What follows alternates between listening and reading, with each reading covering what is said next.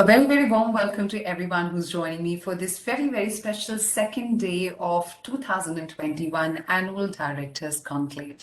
Our distinguished guests who joined us from different parts of the world, despite the time zones they're joining me from, a very, very warm welcome. This is Ritika Jagtiani, and it's always a pleasure to be hosting IOD's events. On behalf of IOD India, it is my pleasure and honor to welcome you once again to 2021 Annual Directors Conclave. The theme of this year's conclave being creating a future-ready board for investment and inclusive growth. I'm really pleased to see you all again after a very, very informative and engaging day laced with discussions by many, many distinguished speakers yesterday, where we got to learn a lot about how to be future ready and also about the challenges and the opportunities that our boardrooms face today, especially looking at the current situation that we are in.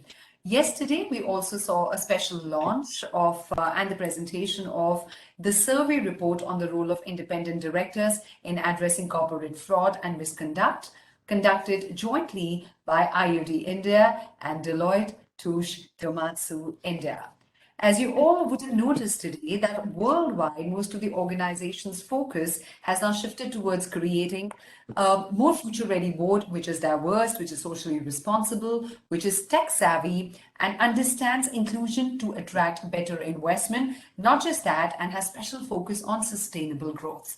Now, corporate governance and sustainability provides strength to the foundation for the long-term economic performance of business entities as well as of countries. Now, gradually, corporate governance discussions have shifted to sustainability, popularly articulated through ESG. So it is imperative that the board must play a pivotal role to future-proof our business models and mitigate the risk in line with planetary and societal boundaries.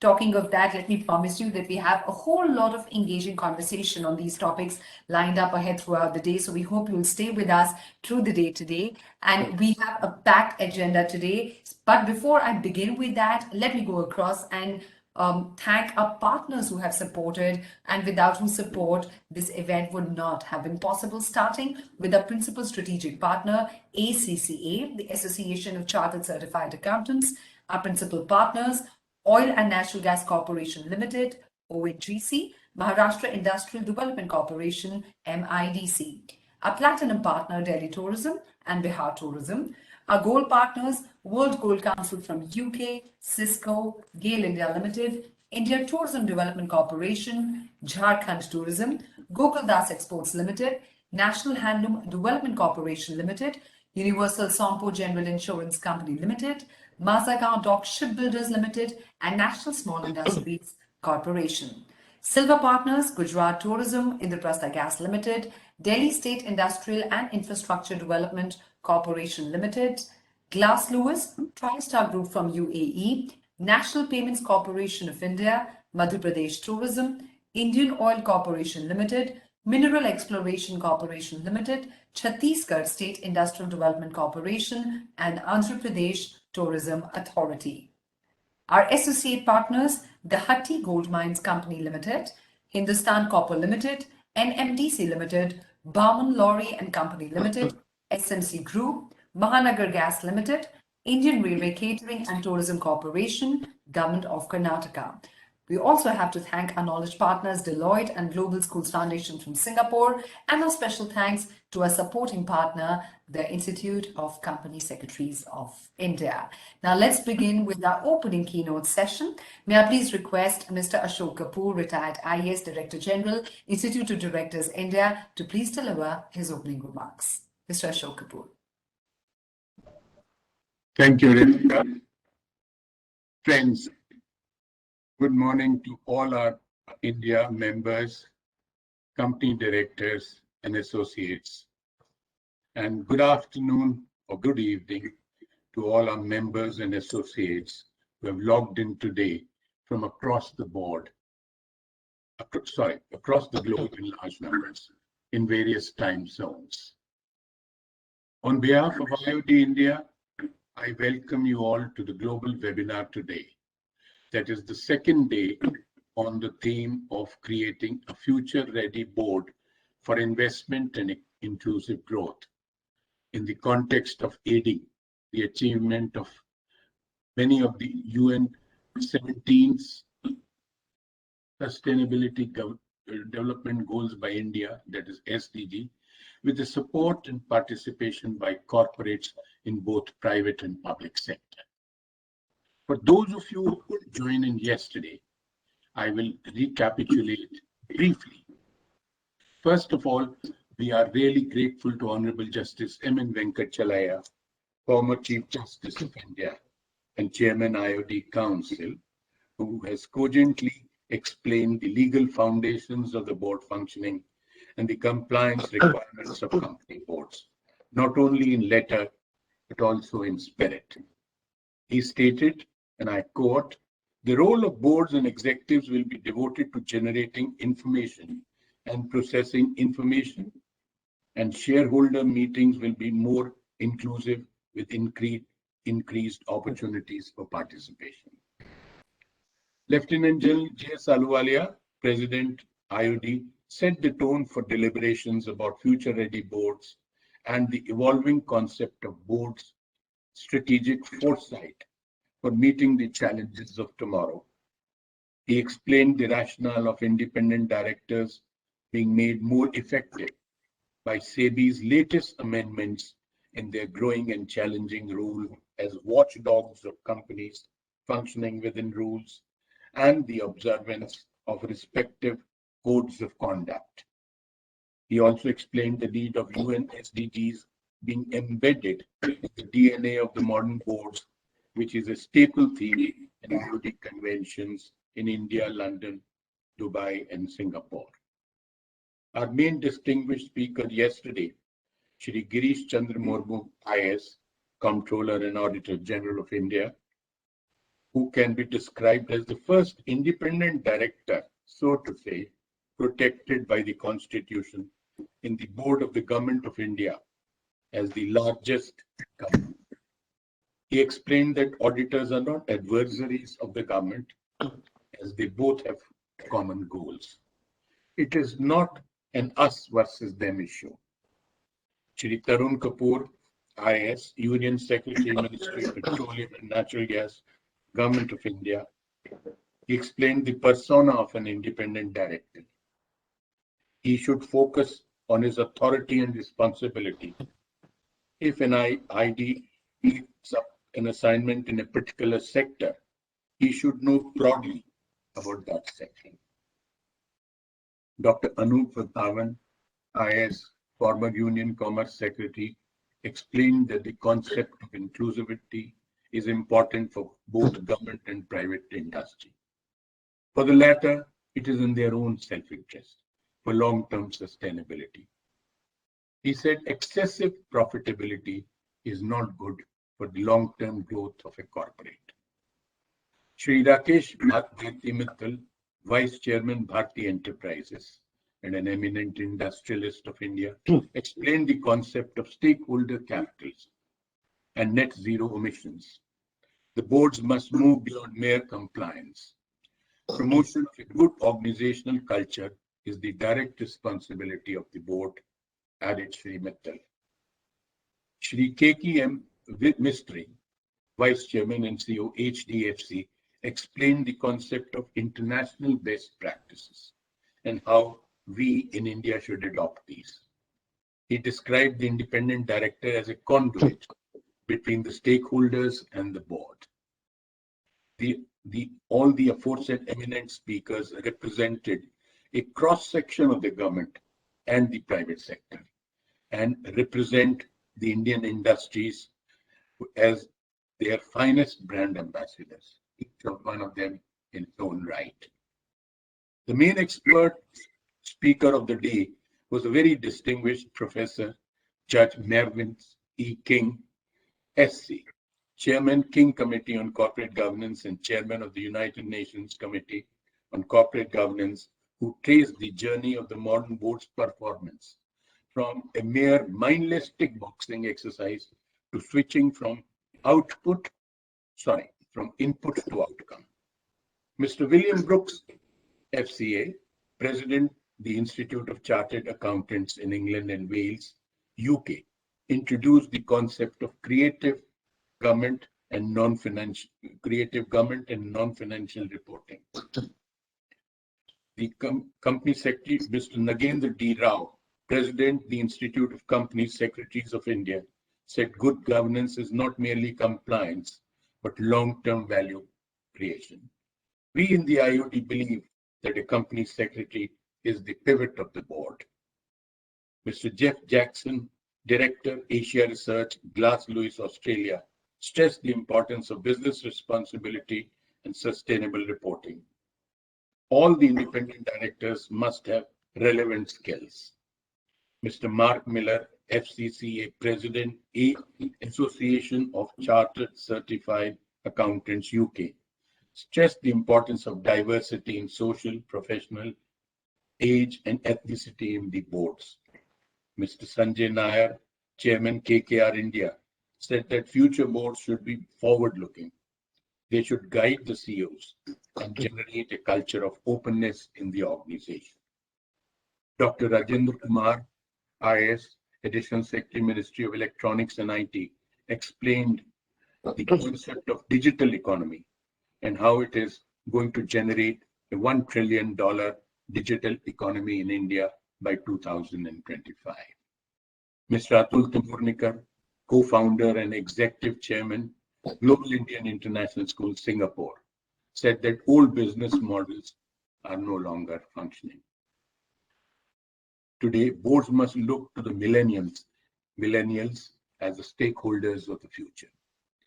Daisy Chittilapalli, President, India and SAC, Cisco, explained the concept of stakeholder capitalism. Boards have a duty towards all stakeholders. It must encourage access to new opportunities. Mr. Vindi Banga, the eminent chair, UK Government Investments, London, advocated the use of UK governance code for all nations. The board must represent all stakeholders, added Shri Banga. Mr. Sailesh V. Haribhakti, FCA, Board Chairman, Blue Star Limited, L&T Finance, and Future Lifestyle Fashions, and independent directors in many other boards, said that IDs have been raised to a level higher by the SEBI recently. The independent directors have to be always mindful of three issues: digital adaptation, cloud-based interaction, and HR resources being critical for board functioning. Sir Andrew Leakerman, Professor of Management Practice and former Dean, London Business School, UK, who joined us from UK, explained the concept of independent judgment, which should be exercised by all directors, including independent directors. He distinguished between independent judgment and independent directors.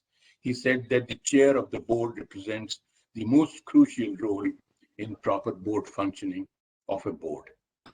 He was present with us fortunately in our last London physical convention a few years back, when Sir Andrew similarly shared his rare insights into board functioning.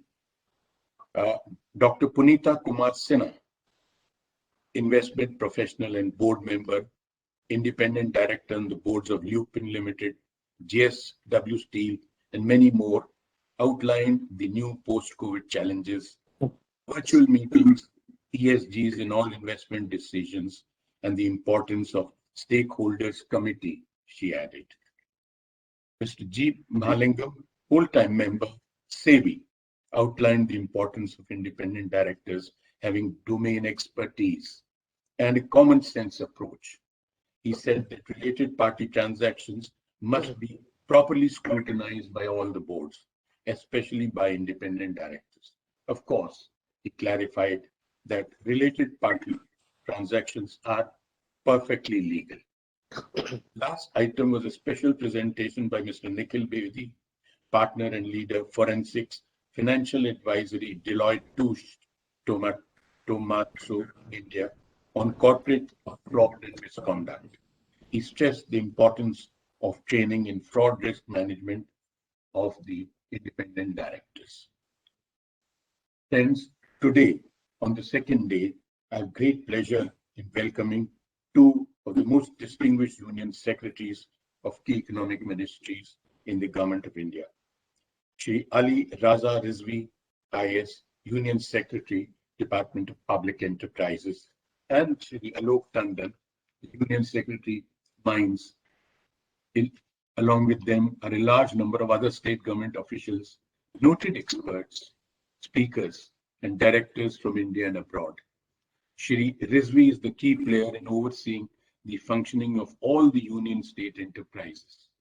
And Shri Tandon is the first manager, so to say, of the entire state mining sector, which is a crucial player in simultaneously preserving the environment by extracting natural resources in a way without disturbing ecological balance in the surrounding areas.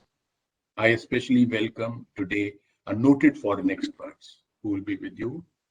Mr. Terry Heyman, the Chief Financial Officer, World Gold Council UK, and Professor Colin Coulson-Thomas, Director General UK and Europe Operations of IOD. He's one of the top board experts in UK, if not in EU, that is European Union, having advised around 100 boards abroad. They will be joining us from UK and relate to us the global experience on the working of foreign boards. We also have with us some of the most distinguished public sector leaders who are similarly engaged in UN SDGs, Sustainable Development Goals, in various ways. That is Shri S. Raman, Shri A. Ratna Shekhar, Ms. Mudita Mishra, Mr. A.K. Jana, all CMDs or COs of some of the leading well-managed public sector undertakings in the financial sector, that is SIDBI, Small Industries Development Board of India, Bamal Lorry and Company, National Handlooms Development Corporation, and Indraprastha Gas Limited, respectively. The state of Maharashtra is being specially represented today by one of their top performing CEOs, Dr. P. Ambalagan, IAS. He is the CEO of Maharashtra Industrial Development Corporation, which is one of the most successful corporations in the country. Dr. Ambalagan will explain the working of his board, which is truly gearing to be future ready. Maharashtra has already emerged as a top leader of the state's development in India. Shri Arun Prasad, IFS, Managing Director, Chhattisgarh State Industrial Development Corporation, is representing Chhattisgarh State, which is now on the path of rapid industrial growth. We have with us some of the top tourism sector performers of India, which is promoting an inclusive growth by creating huge employment opportunities in the services sector in their respective states. That is ITDC, Dr.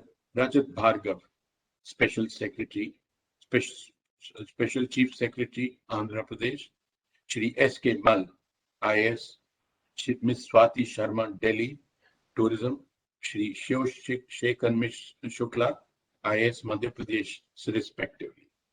Simultaneously, all these states are promoting ecotourism without overlooking the environmental aspects. Shri S. Ganapati is the Managing Director, Gokuldas Exports, which is fully supporting the Government of India's efforts for boosting the exports and contributing to the growth of nation's trade in his own humble way. He is managing one of the best boards in the private sector in India. We will also be addressed today by some of the star directors of some of the Maharatna, Mini Ratna PSU companies in the state sector, namely Dr. Alka Mittal from ONGC, Dr. A.K. Tiwari from Gas Authority of India Limited, Shri R.K. Mahapatra, Indian Oil Corporation. They will provide insights into the working of some of the best boards in India. Dr. Sanjay Mukherjee, IAS, Vice Chairman and Managing Director, City Industrial Development Corporation of Maharashtra Limited, CIDCO, which is an expert in projects, finance, innovation, strategy, infrastructure, utilities, and healthcare. And Dr. Mukherjee is passionate about building the state of Maharashtra through his well-managed board.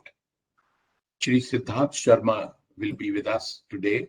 He is the Group Chief Sustainability Officer, Tata Sons, who will outline some of the pioneering efforts of the entire Tata State Group towards climate change efforts of India. Dr. Graham Wilson, Leadership and Organization Development, University of Oxford, UK, is the leading board expert from UK. Yesterday, he gave us rare insights into the board functioning in UK. Fortunately, friends, with us today we have one of the ablest civil servants of modern India, Shri Alok Tandon, IAS, Secretary, Ministry of Mines, Government of India.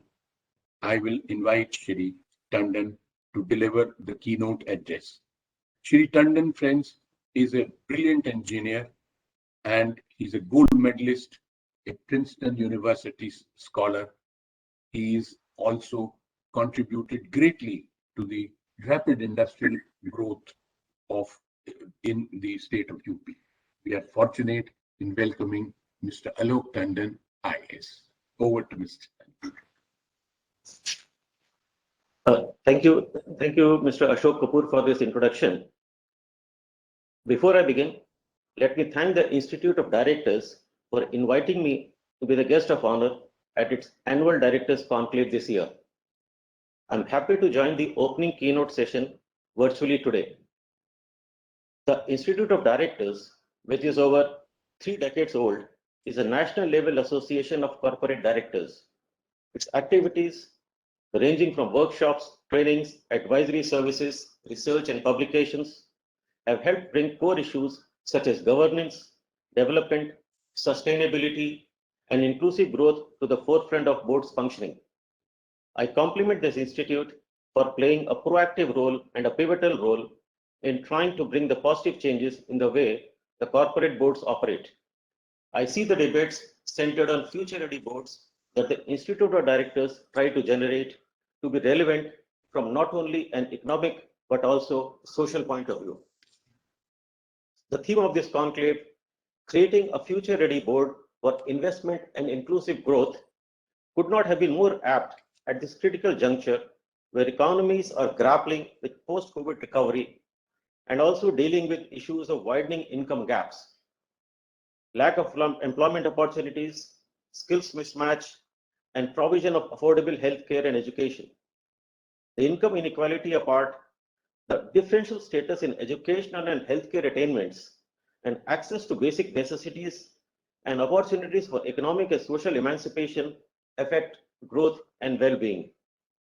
It is not only the multidimensional nature of living standard that needs to be understood, but also the challenges of urbanization, climate change, and job automation will need to be taken into account if a sustainable model of business development has to be created. Let me first emphasize briefly about the public policy elements that are necessary to develop an inclusive, growth-oriented investment climate in the economy. Subsequently, I will deal with the firm-level policies that contribute to inclusive growth while boosting corporate investments and profits. As far as public policy framework to foster investment along with inclusivity is concerned, the few elements that come to my mind are as follows. 1. The pro-competition policy measures tend to support inclusive growth. If there is more competition, firms will be inclined to innovate more and keep prices low, which would favor households who otherwise suffer the most from cartels and monopolies. For those who might lose jobs due to increased competition, compensatory policies like social safety nets can be strengthened. The second public policy framework that comes to my mind is focus on innovation, which can bring in new and improved products and also create superior ways of producing and distributing. However, accrual of benefits may be restricted to those with the required skill set. When the digital revolution started, there appeared to be a trade-off between growth and inclusiveness. However, if innovation policies are aimed at the grassroots, as has happened over the last few years, for example, in mobile telephony, online payments, e-procurement, synergies can be created that will aid inclusive growth. Let me give here an example of the government e-marketplace or GEM, which provides an open, inclusive platform for the vendors to register and list their products and services without any entry barriers. GEM now has more than 7,600 startups, 2,200 self-help groups, 4,500 TriFed members, about 1.4 lakh weavers, and 39,000 artisans registered. Over 56,000 women entrepreneurs are registered as sellers on GEM. Of all procurement carried out by the central and state government organizations, about 60% is by MSMEs, startups, and female sellers. GEM has indeed helped the marginal sections to leverage the potential of public procurement for the growth. 3. The entrepreneurship among the economically weaker section faces great hurdles, particularly in terms of access to finance, as banks are hesitant to assist without adequate collateral. Policies to support inclusive entrepreneurship needs to be strengthened. A mention here can be made of the Credit Guarantee Fund for Micro and Small Enterprises, or CGTMSE, which has been set up jointly by Ministry of MSME and SIDBI to catalyze access to finance for the unserved, underserved, and underprivileged. In 2021, 8.4 lakh guarantees were approved for an amount of 36,000 crores by CGTMSE. 4. The poorer sections of the society derive greater relative benefit from access to public infrastructure like transport, drinking water, sanitation, electricity, education, and healthcare. To this list of public utility service, we can add mobile telephony and broadband internet services as well. Policies that create and maintain such infrastructure in an atmosphere of competition will propel investment for inclusive growth. Promotion of IT and IT-enabled services in India has seen good results. There are now 560 million internet users in our country, the second highest in the world after China. Similarly, the volume of financial transactions over NPCI-operated systems is increasing every month and was 5.2 billion in August 2021. These numbers show the potential of IT applications and services to benefit more and more people from all strata of the society. 5.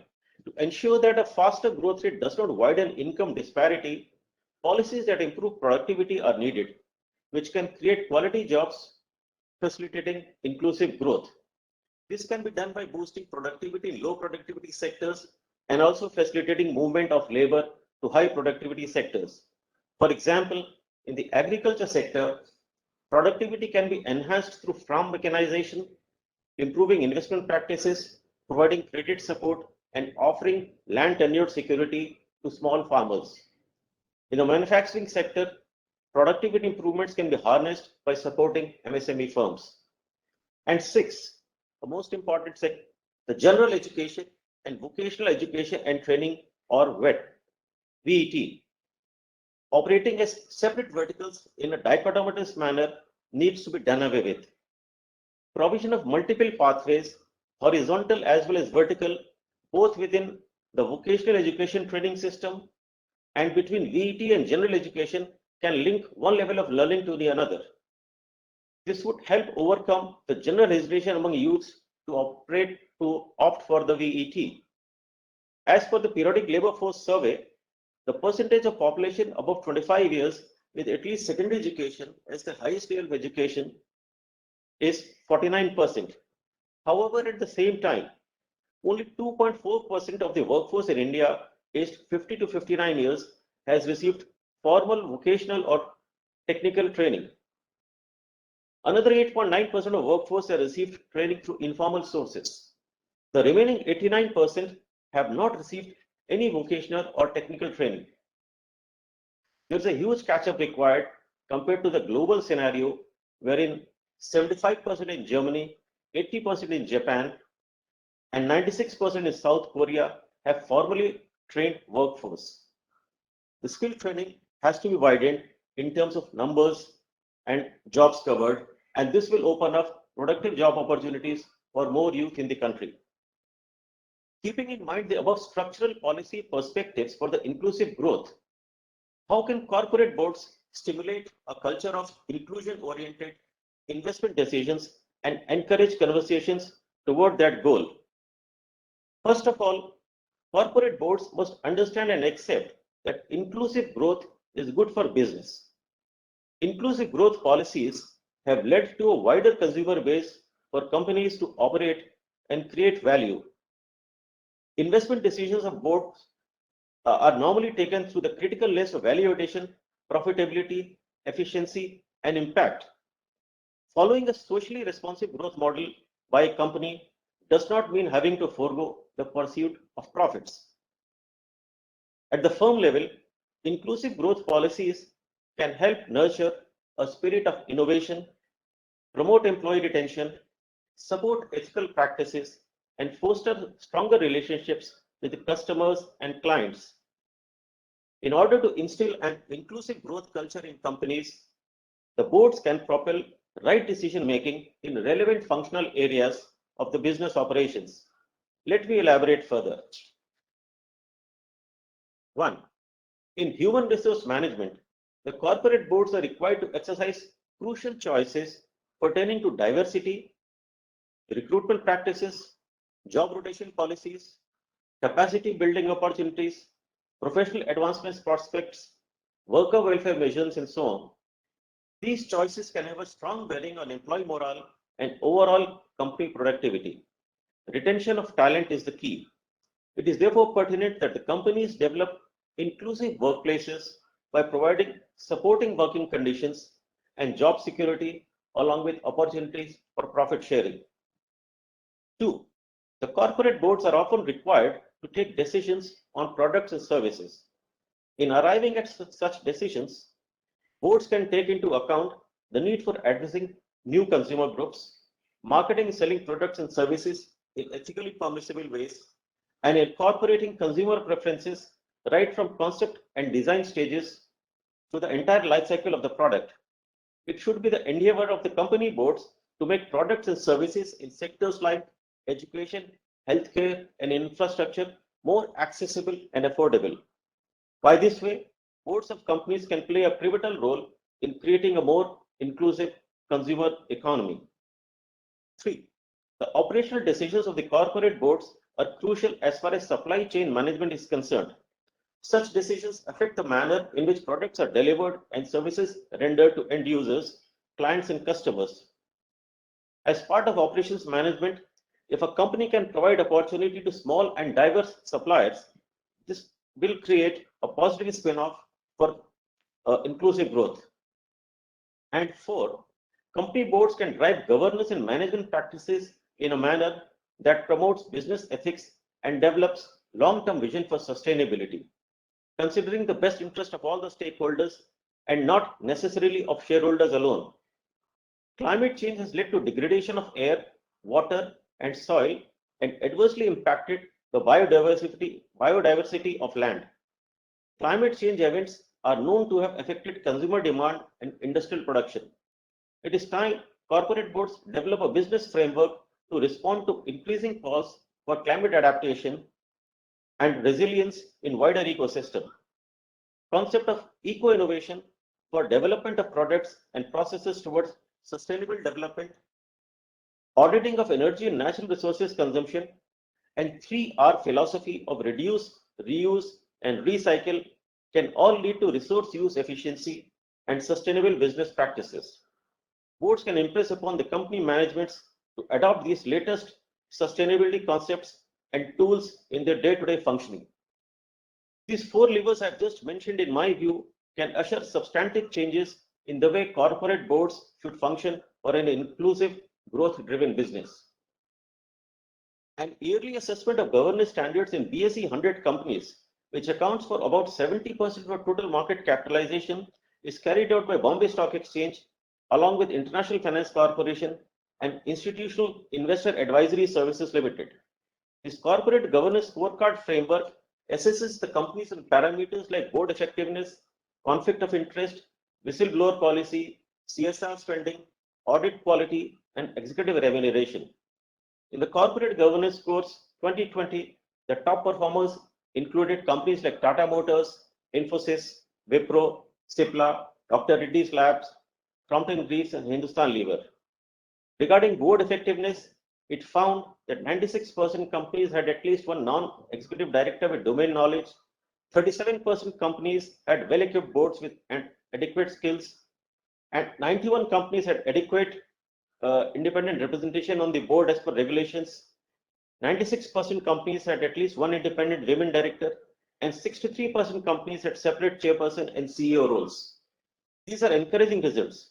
Such periodic assessments can help bring out the improvement in governance standards in Indian corporate sector. And other reputed organizations can also develop broader corporate governance frameworks to reflect inclusivity dimensions also, both internal and external, in corporate board deliberations and functioning. To conclude, I would like to reiterate that inclusive growth policies at the company level can benefit both the company and the society at large. For a company, a spirit of inclusivity in its functioning can render direct benefits such as attraction and retention of merit, introduction of new products, access to new markets, and better image. For the society, inclusive growth in business decisions can make more prosperity and stability. I would stop here. Thank you, ladies and gentlemen, for your attention. Thank you so much, Mr. Tandon, for outlining in detail what all boards should be keeping in mind for inclusive growth. If you could allow us 2-3 more minutes, we have a question specially related to the mining industry which we would like to put across to you. The questions come from the audience. The audience member wants to know that the mining industry, it contributes, the economic activity there contributes majorly to the economy of India. How can we include and promote sustainability in the mining sector to make the growth inclusive? And what message would you like to convey to the boardroom community that's hearing you right now? So the mining sector contributes to approximately 2 to 3% of our GDP, and for the sustainability and the environment parameters, there is an independent ministry handling the issues of the compliances related to environment. However, the Ministry of Mines is also promoting the sustainability framework, and in that context, the Indian Bureau of Mines, which is the regulator, has started a system of star rating of mines with a rating given from one star to 5 stars. And this is an annual exercise in which the participation of the mines is voluntary, and this based on the parameters laid down by IBM, the participating mines apply online for the star rating, and this rating is given in terms of the highest category being the 5-star rating and followed by 4-star. And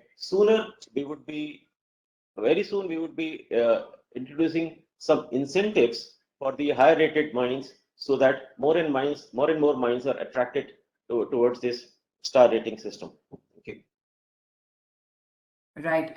And Mr. Tandon, there's so much conversation about climate change, which is the harsh reality. So how mining industry is actually playing a vital role to support India's clean energy transition to solidify the momentum behind both the geopolitical and climatic goals? As I mentioned, the Ministry of Environment has laid down very strict parameters in terms of environmental clearances, the forest clearances, and so on. And our regulator, the Indian Bureau of Mines, is also while reviewing and approving the mine plans, looks into the sustainability of mines. So this is an very important factor which is kept into mind while preparing the mine plan and approving the mine plan. And as I just mentioned, the rating of mines is there to take this concept of sustainability forward. Thank you so much, Mr. Alok Tandon, for sharing all the insights and for sparing your valuable time and being here for IOD's Annual Directors Conclave. Thank you very much, sir. Thank you, sir. And now, ladies and gentlemen, please join me in welcoming Mr. Siva Subramaniam Raman, IA and AS Chairman and Managing Director, Small Industries Development Bank of India, who will be delivering the keynote address.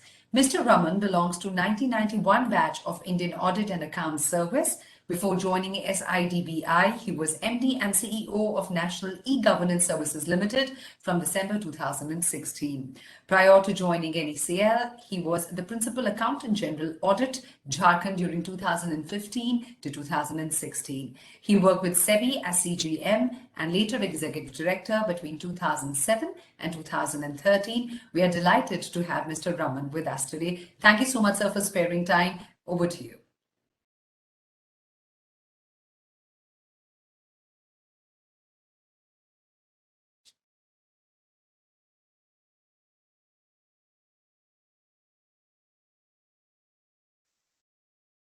Mr. Raman, can you hear me? We are not getting your audio, sir. Yeah, is my voice coming through? Now it is, sir. Okay, We great. can hear you now. Thank you.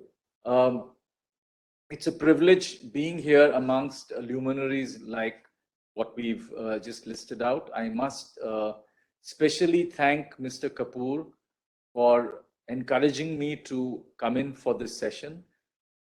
Honestly, amongst such luminaries, we probably will, have a very small contribution to make, but nevertheless, I thank the IOD for this opportunity for being present here. It's really a pleasure hearing Mr. Alok Tandon and his views. I think he set the context very well.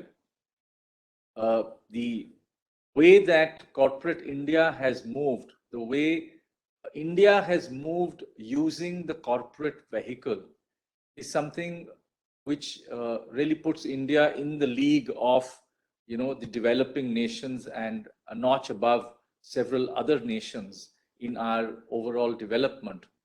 The very fact that we have an importance given to corporate boards also shows how the delivery of development is probably now being equally shared, if I may say, between corporate boards and corporate vehicles with that of the government.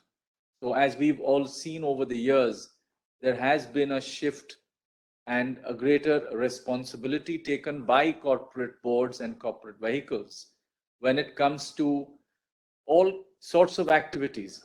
So you have companies which are for profit, you have companies which are not for profit. And we've actually got now with innovative policies from the MCA, we have single person companies and LLPs. So as you would all know, from the MSME lens, let me share with you that we probably have something like 6.5 crore entities that are doing business. And in that 6.5 crore, we are probably counting something like 8 lakh, which are corporate vehicles as registered with the MCA. We have another somewhere about 35 lakhs, which could be partnerships, and the remaining very large number of 6 crore would probably be persons who are single person, self-employed, etc. So if you look at the kind of importance and the role that an IOD has already played and what is in store for an IOD in the future, I would really put the fact that can we encourage more and more business entities to move into a corporate vehicle. I think I'm saying this also from the fact that during my SEBI days, I actually had a very good insight into the way corporates function. And it is a continuous evolution of improving governance, of improving communication within a corporate vehicle. But I think the single most important aspect of a corporate structure is the fact that management is divorced from ownership. This is, of course, well known in theory, but as it plays out in practice, there's a lot of benefit that any entity would get by moving towards such separation of ownership from management. There are enough episodes, enough case studies that have been seen not only within India, but abroad. But even India over the last 30 to 40 years has its own share of cases where we have conflicts between ownership and management. It keeps coming about. We have conflicts in some of the best governed companies and banks within the country. I think this is really to be seen as a continuum, and we need to look at, what are the roles that could be played more and more. What we're looking at is what are the incentives for small entities, could be proprietorships, could be partnerships, to become single person companies or LLPs. So what is it that specifically is being brought out in terms of policies to make this happen? The benefits of limited liability are known to all, and therefore I would just place this as a point which could be of importance to the entire community that's here today as we move forward. I'd like to just touch upon a few points.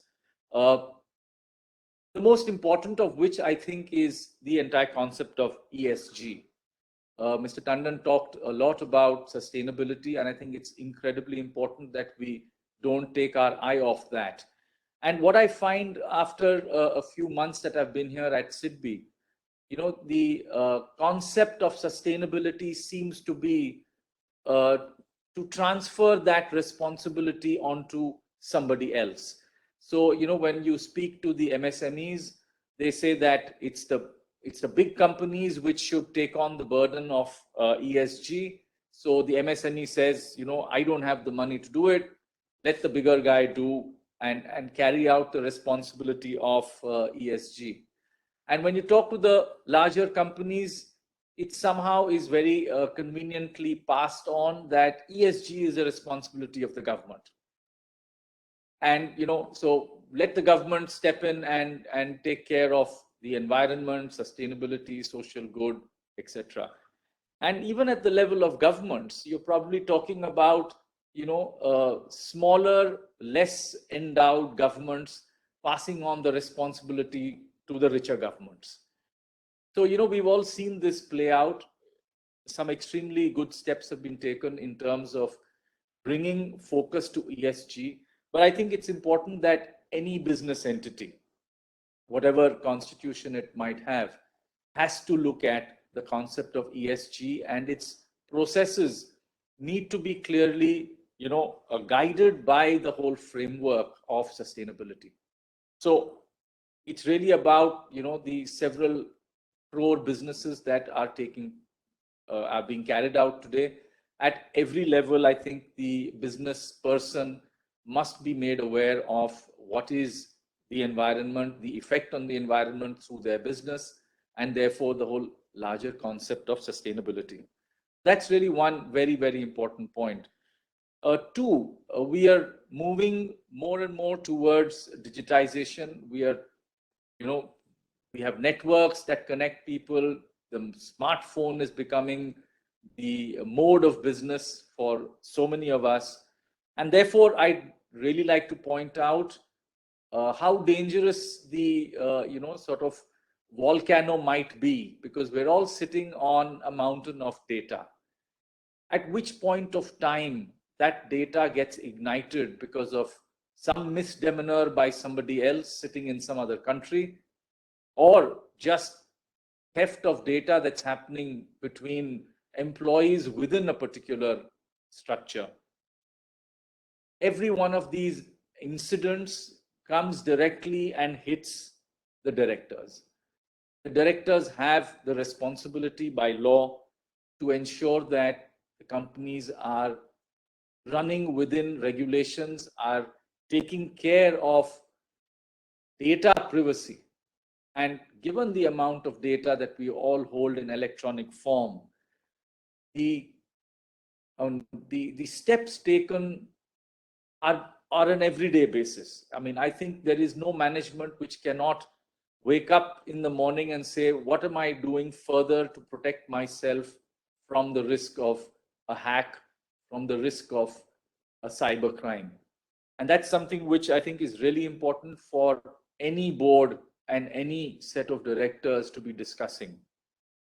There are many solutions available, but I think the point that I'd like to stress is the fact that you cannot take your eye off this particular issue.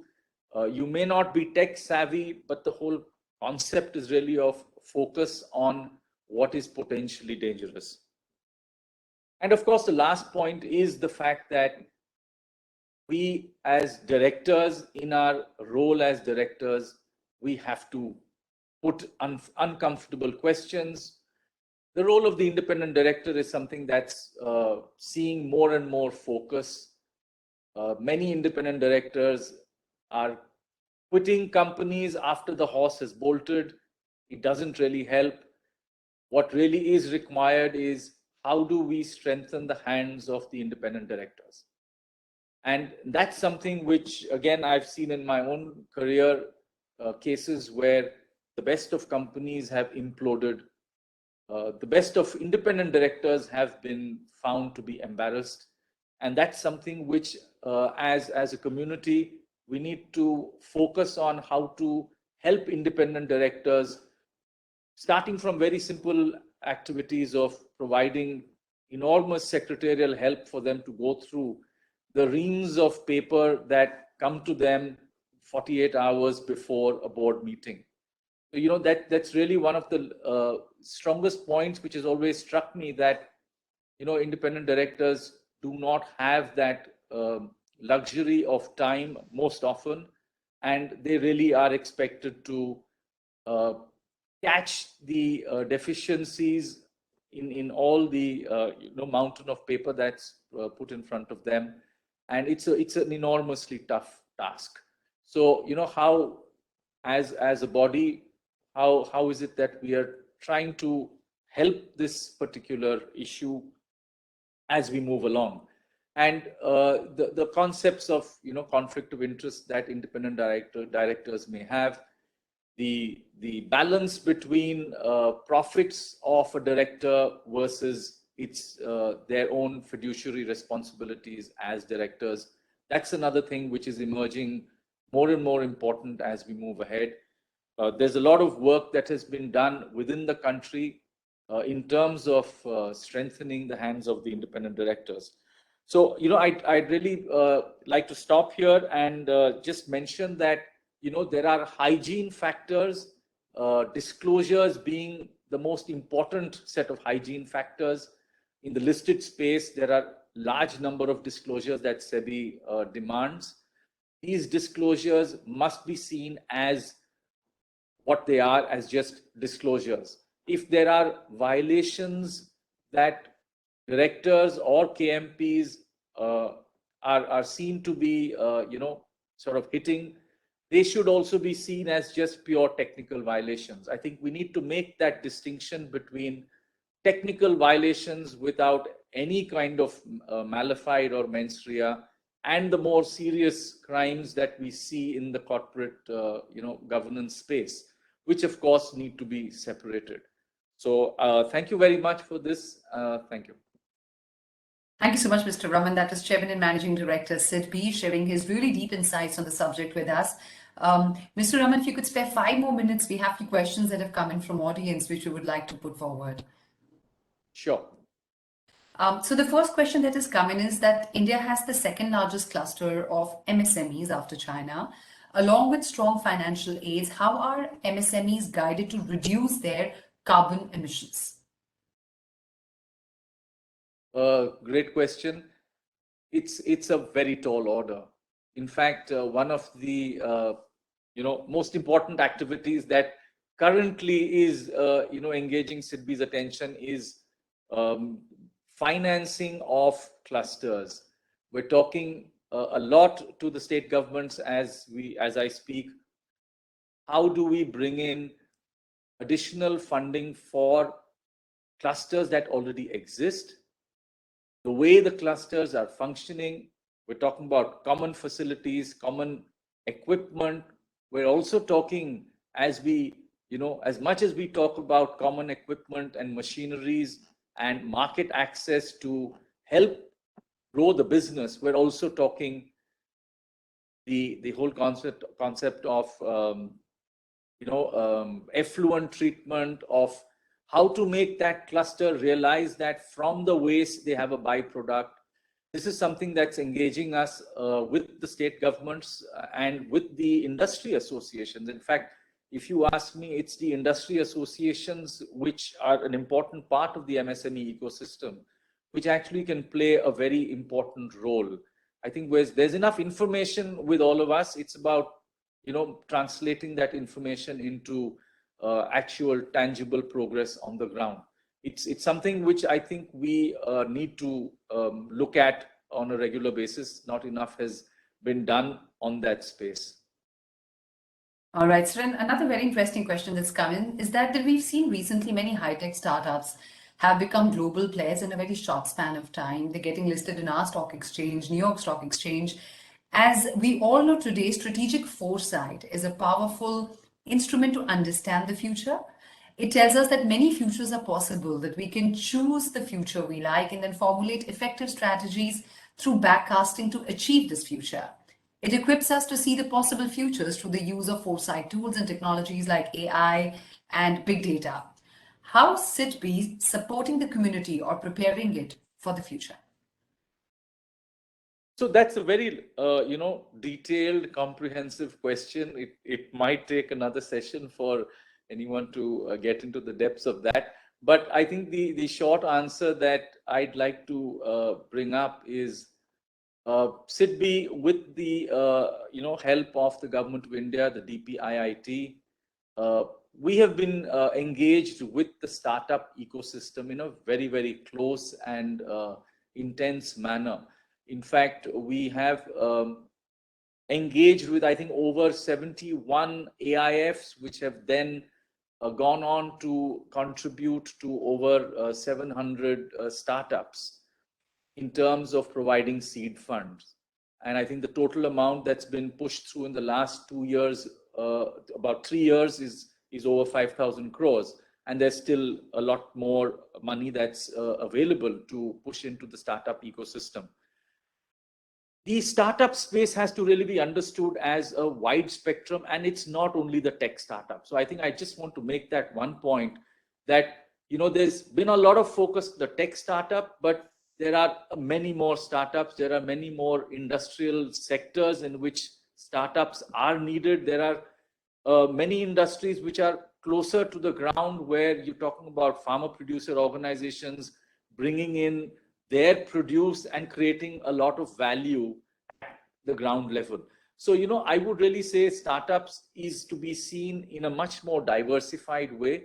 The tech startups actually are very, they're at an advantage because it's easy to hit the market. So, time to market is less for a tech startup as compared to others. But this is an area which I'm happy to, in fact, share with all of you. There are several state governments which are now coming forward with their independent startup policies, and we're working with 3 or 4 of them in order to help bring the good work that SIDBI has done when it comes to the fund of funds with the Government of India. Similar structures could also be carried forward with the state governments. Sure. And so one more question, which is very relevant to the boardroom community that's come in, is that how do you empower the nominee directors and independent directors to make the board more effective? Do you follow any performance evaluation of directors and boards? Most certainly. I think all of us sitting here are well aware of performance evaluation criteria, performance measures that are formally, brought in. There is an entire performance evaluation matrix. It's shared in the boards. But I would say at the end of the day, it's really about what you bring to the table with your canvas of experience. And at the end of the day, it's really enmeshed with common sense. What is good for the company and what is good for the society? These are 2 things which really, determine how a company goes forward, what policies and what methods it will choose to carry its activity forward. So it's a very, difficult area with several variables, thrown into it. But I would, at the end of it, say common sense is a very important aspect of board governance. Thank you so much, Mr. Siva Subramaniam Raman, for sparing time and sharing your invaluable insights with the audience. Thank you. Thank you for having me over. And now, ladies and gentlemen, this year IOD is celebrating 30 glorious years, a leading organization for directors and at the heart of the boardroom community. Today, IOD works with current generation of board members and the next gen leaders. Before we celebrate our 3 decades of service, let's take us through our journey so far in the pre-pandemic era. Together, let's build a strong, ethical, inclusive, and sustainable world powered by best governance practices. And now, ladies and gentlemen, we are moving on to a very important keynote session on governance strategies for state development. Now, this session is focusing on global investment destination states in India, governance strategies and moving forward with global goals, that's SDGs, establishing advanced governance structures and policies for a competitive advantage, strategy for new growth model post-COVID, leveraging core competence of business and government to achieve the new vision, the role of states in attracting foreign direct investments. We at IOD work with various states to provide a professional platform to promote the SDGs and help in achieving this goal by 2030. Today, some of the well-performing states are represented by Maharashtra, NCT of Delhi, Madhya Pradesh, Bihar, Andhra Pradesh, and Chhattisgarh. Ladies and gentlemen, it gives me an immense pleasure to invite our first distinguished speaker of this keynote session, Dr. P. Anbalagan, IAS, Chief Executive Officer, Maharashtra Industrial Development Corporation, Government of Maharashtra, India. Dr. Anbalagan, an Indian Administrative Service Officer of 2001 batch belonging to the Maharashtra cadre, he has been serving the state for 18 years and handling the major profiles such as Collector and District Magistrate Ahmednagar, CEO Zilla Parishad, Nandurbar, Member Secretary, Maharashtra Pollution Control Board, Mumbai, Joint Chief Executive Officer, Maharashtra Industrial Development Corporation. A very, very warm welcome to you, sir, and thank you so much for sparing time. Over to you. So I'll have a very short presentation where exactly our state stands vis-a-vis, I would say, even the Asian giants. So we compare ourselves with other I would say the countries. The Maharashtra being the largest subnational economy of our country. So we can't see you. There's something wrong with your video. We can hear you though, we can't see you. Okay, but I'm audible? Am I audible? Yes, you are audible. You're very much audible. Okay, I just want. Okay, we can see the presentation. Okay. Parallelly, I'll start the presentation now. Sure, sir. Thank you. So Maharashtra, just I was mentioning being the largest subnational economy and dreaming to become the first $1 trillion economy of our country. And I'll have a short presentation, maybe in 7 to 8 minutes, and I'll also open for the quick discussion. If anything is there, any responses also I'd like to answer. The state really would say it's really a socio-economic powerhouse. It's the largest state, I would say, domestic product, close to around 0.4 trillion, and largest FDI receiver, almost more than 1/3 of the FDI is being received for the past 2 decades. And go for exports, go for industrial output, the state is #1 in the country. And as far as talent pool also, we have a largest base of employable talent pool in the state, and with close to 1,000 technical colleges. And the state enrolls close to 1.4 million, I would say, undergraduates, and close to 1 million pass out with a science and other management and engineering background. Next slide, please. This is a sectoral performance. It's a snapshot. We have almost, I mentioned here, 12 sectors, be it electronics, pharma, chemicals, food processing, textiles, auto, aerospace and defense, IT, and other emerging technologies, gems and jewelries, toys, and even leather and footwear. The state somewhere occupies 1/5 to 1/3. Be it in electronics, we occupy 1/5 of the country's production. The state being the 1/10 of the land mass of the country has a major infrastructure projects in the state which are in various stages of development.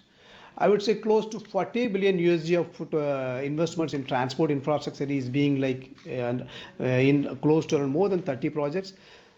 To name few, we have metro projects in Mumbai, Pune, Nagpur, and also in Nasik. Maharashtra Prosperity Corridor is going to be the largest super communication corridor between Nagpur and Mumbai. And the state is also part of Delhi Municipal Corridor. We have an Aurangabad Auric city, which has already come up a greenfield smart city, and also another city coming up close to Navi Mumbai, new proposed airport. And the Mumbai is also going to have a coastal road, it's also going to have a transformer link, and also going to have a Vadwan port on its northern end. Next slide, please. MIDC, unlike other, I would say MIDC is a single point contact for any investment. It's an infrastructure company. It's also an investment promotion agency. It has a multi strategic, I would say, standing in the state with largest land bank of more than 250,000 acres of land, almost spreading across 289 places. And it's a special planning authority, and it also has its own infrastructural planning. It has a water network, it has a effluent treatment plants. You have a specialized parks for wine, silver, floriculture, and ESDM. And now state is also looking at electricity infrastructure and dedicated feeders for that. And state is also looking at getting renewable power, I would say the green power for its utilities. And it's part of the Delhi Municipal Corridor. It's also a country-specific cluster where we have a Japanese investment zone close to Pune. Next slide, please.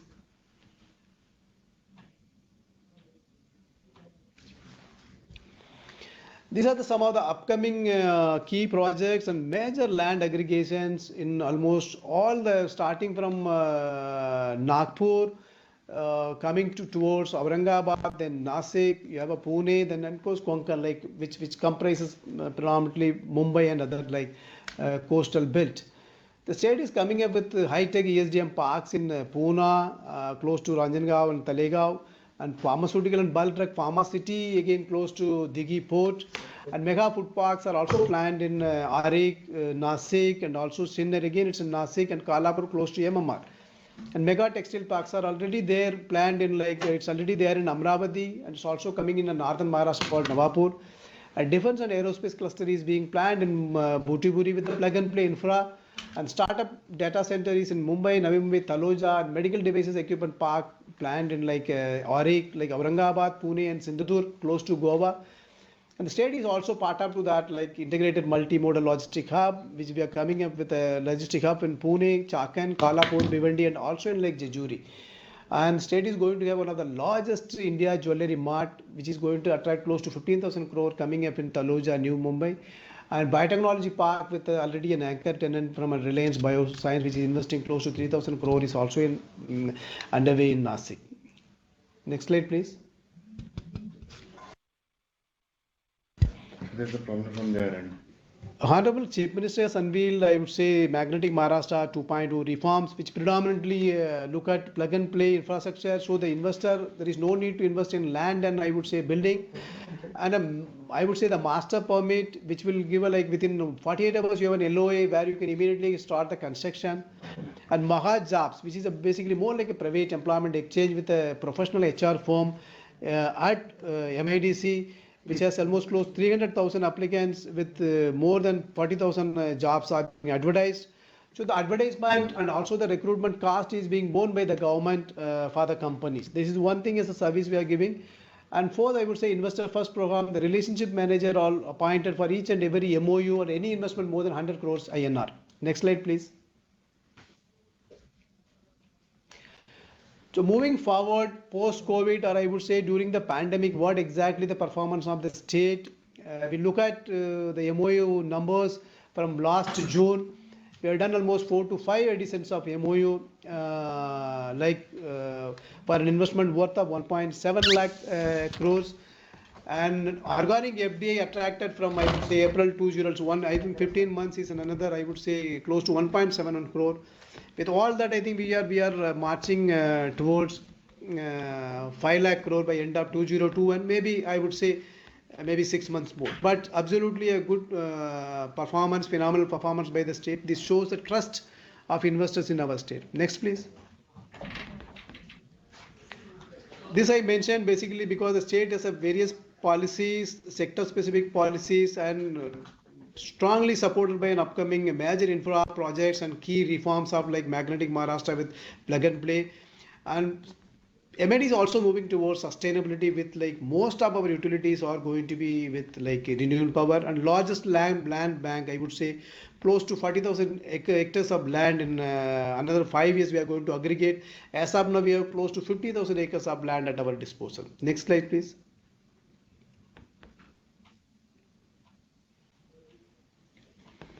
Key initiatives I mentioned, basically more like we are setting up a country desk with where most of the 12 to 15 major investor countries are there. UK is also one of the major investor for us, with a strong infra network and also with a close help desk, which will make the investor feel at home and do a smooth landing of investment in the state. And we are also organizing meeting with vendors, local trade bodies, so that to identify close partners.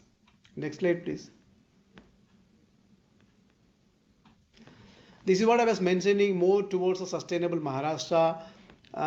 We are going to have almost green power at more than 800 places where our utilities, and close to 30 to 40% of our electricity consumption is going to be through renewable power. I would say if an Indian INR, I would say I pay minimum 300 crores only as an electricity charge. So I will be saving by at least 100 crores, and where we will be marching towards green power, where we are also setting up a solar parks for the major captive consumers. These are our friends sector wise. I have mentioned like auto, chemical, defense and all. You have a Mahindra, you have a Bose, you have a Volkswagen. You name any global player, they are here with us. And I take this opportunity to invite all of our good friends from UK, and of course all the investors. Continue to keep the trust with us, and we are there to handhold you. Thank you. Namaskar.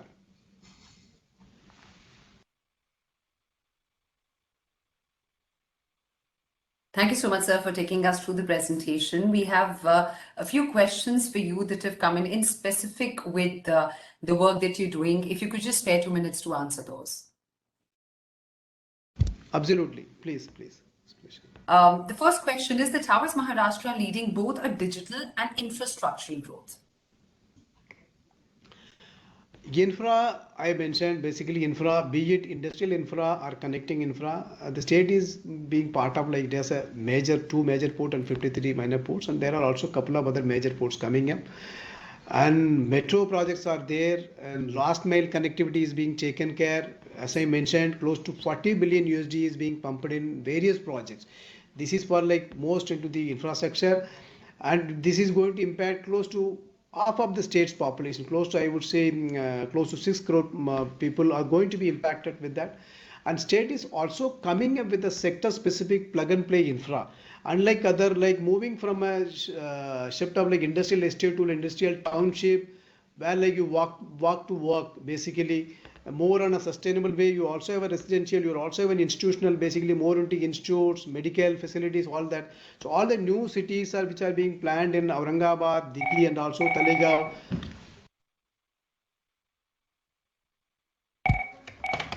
They are being considered as a smart cities with all the connectivity and other thing. Sure. Thank you for sharing that, sir. There's another question for you, is that how is MIDC committing to ESG and SDG goals for a sustainable future? I mentioned two, I would say like there are three things I would say mentioned. One is like an existing environmental infra. So the state runs close to around 250 MLD of effluent treatment plants. And state is also going for a massive upgradation. I think we will be reaching close to around 400 MLD of effluent treatment plant. So moving from a conventional like two-stage treatment to a end of pipe. So being with pollution control for 4 years. So ultimately end of pipe treatment is like you make a zero waste. So carbon neutrality, carbon sequestration, and also you have a zero waste. So we are pumping in close to $500 million INR, I would say like close to 3,500 crore rupees coming 3 years to upgrade our environmental infra and going into the zero liquid discharge concept. Instead of like letting the treated effluent into like streams and other things, we are going for a marine outfall where you get a 500-fold dilution. This is one thing where like existing infra is upgraded and you are making a minimal damage to the infra.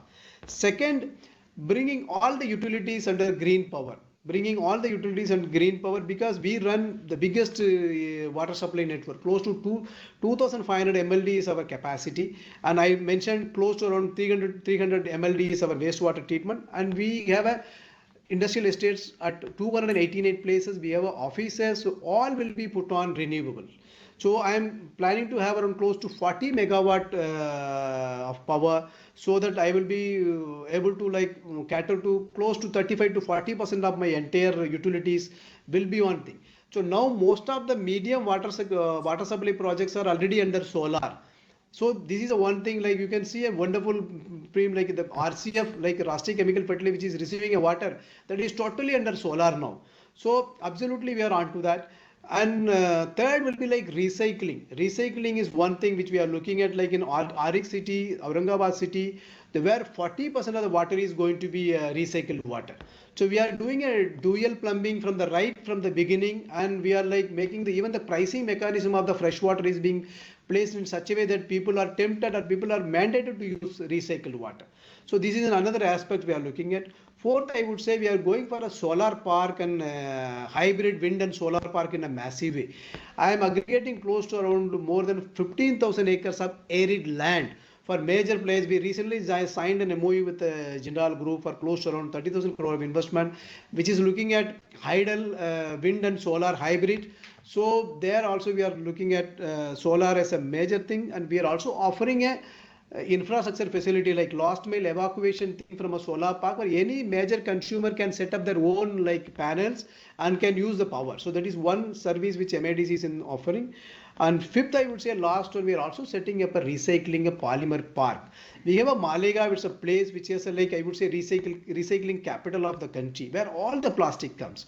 So instead of moving from a like very conventional kitties and which is used for a black color pipe for a drip irrigation, we are looking at a much more value addition and also combined, I would say more like a common production center. So polymer park is being planned. And sixth, I would say the steam. Steam is one thing which every industry uses, be it a chemical, bulk drag, or anybody, and even a sizing textile. So instead of every company having a single chimney for a 1 TPD, 2 TPD, the MIDC is looking at a setting up of a common boiler center for all the major products. So all these are the six, and finally we are setting up a greening of MIDC. So greening of MIDC, at this year we are planning around 500 acres with Miyawaki and other dense plantation. So that way MIDC is looking at a SDG and ESG at a full, like from the bottom of the heart. Thank you.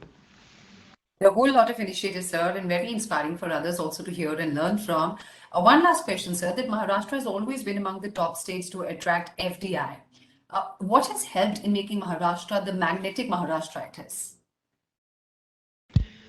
I would say the legacy, first I would say, so no one can take a credit, and the entrepreneurial skill. Traditionally the Maharashtra and Mumbaikars, and I would say Mumbai, Pune, Nasik, Aurangabad belt, and the best of the policy and political continuity, the governance continuity. Despite the political differences, the government goes with the guarantees, the commitment, and also honors the commitment. And the best is skill force and everything. And everything, I think it's like everything is visible. So absolutely, like it's all in one. We used to have like 3-in-1, 4-in-1. Here it's all in one. So there is no surprise that we are continue to attract and continue to, I would say, nurture the trust with investors. Thank you so much, Dr. Ann Balagan, for sparing time and sharing your valuable insights with all the audience who's watching you right now at this Directors Conclave. Thank you so much, sir. Thank you so much. Namaste. Thank you.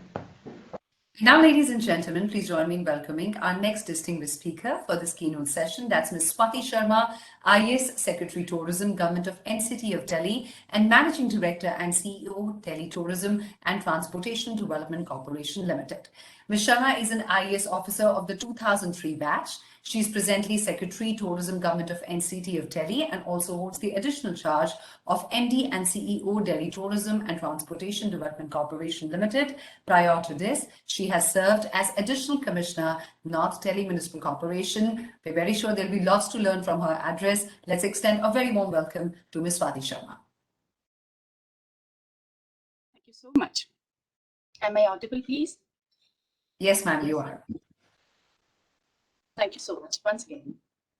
Honorable Justice M.N. Venkatachalaya, former Chief Justice of India and Chairman of the Institute of Directors Advisory Council.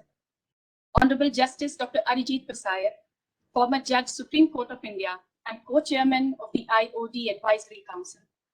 Lieutenant General Surinder Nath, former Chairman UPSC and Vice Chief of Indian Army and Vice Chairman of the IOD Advisory Council.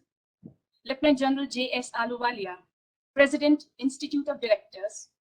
Shri Pradeep Chaturvedi, Vice President, Institute of Directors. Shri Ashok Kapoor, Director General, Institute of Directors, and distinguished guests. Delhi Tourism, a Government of Delhi undertaking, is honored to be a part of the Annual Directors Conclave 2021, organized by the Institute of Directors. I must congratulate the organizers of this prestigious event, given the COVID-19 restrictions, for going virtual, as it clearly highlights that every challenge is an opportunity, not only to IOD, but also to all the participating partners of this event and to all who believe in the principles of good governance, sustainability, development, and inclusive growth. Ladies and gentlemen, in a rapidly changing global landscape scenario, these principles undoubtedly attain the highest values to all thinking individuals. Institute of Directors thus plays an important role in maneuvering the decision-making processes in the boardrooms through independent leadership with focus on transparency, accountability, and responsiveness. So, what should be the governance strategies for state development? Or, in simple terms, what should be the prime focus when we think of governance strategies? What policy measures should we adopt? What features will make them truly sustainable and all-inclusive? I believe that the answer to all these questions is just one: policy measures where people matter,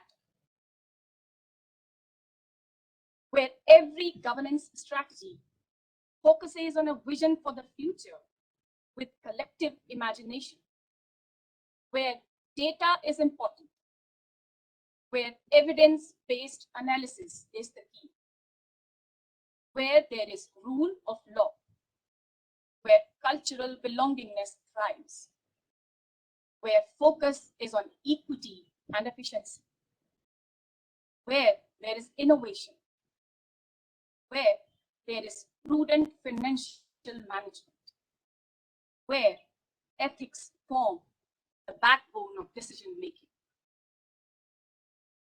But most importantly, where there is no fear of change, and to accept changes so that we adapt to the changing needs of the society and the world at large. And that is why any governance strategy requires effective institutions. Institutions that think, institutions that act, and institutions that deliver. Delhi Tourism, established in 1975, is an institution that is facilitating tourism in Delhi to help people explore the wonders of this city through its rich and historic architectural marvels, arts and crafts, diverse cuisines, and a vibrant culture. We, in the tourism department, recognized that since COVID-19 has disrupted our existing systems and lives, our response and governance strategies need to change. Delhi Tourism, therefore, is focusing on multiple strategies where digital revolution is fast becoming the norm. This year, in February-March, we successfully organized one of our signature events, the Garden Tourism Festival, at the Garden of Five Senses, Saket, in a new, completely fresh and innovative 24-day format, a response to changing times. The earlier year's 3-day format was discarded. With meticulous planning and execution, following all COVID protocols of the state government, the event witnessed close to 1 lakh visitors from Delhi, other states, as also international tourists. Digital payment modes introduced for the first time guided us, because for Delhi tourism, people matter. Where making tourism an experience in Delhi is our vision. On 27th September 2021, very recently, we launched a very comprehensive and one of its kind mobile app, the Delhi Tourism mobile app, that not only takes people to places, but helps them in planning their itineraries with short video clips on unexplored tourist places, with detailed information on hotels and accommodation options in Delhi, spiritual abodes, health and fitness areas, shopping locations, eating locations, Delhi for kids, and much, much more. The GPS location of each facility mentioned in the mobile app helps a visitor plan out a perfect time with family.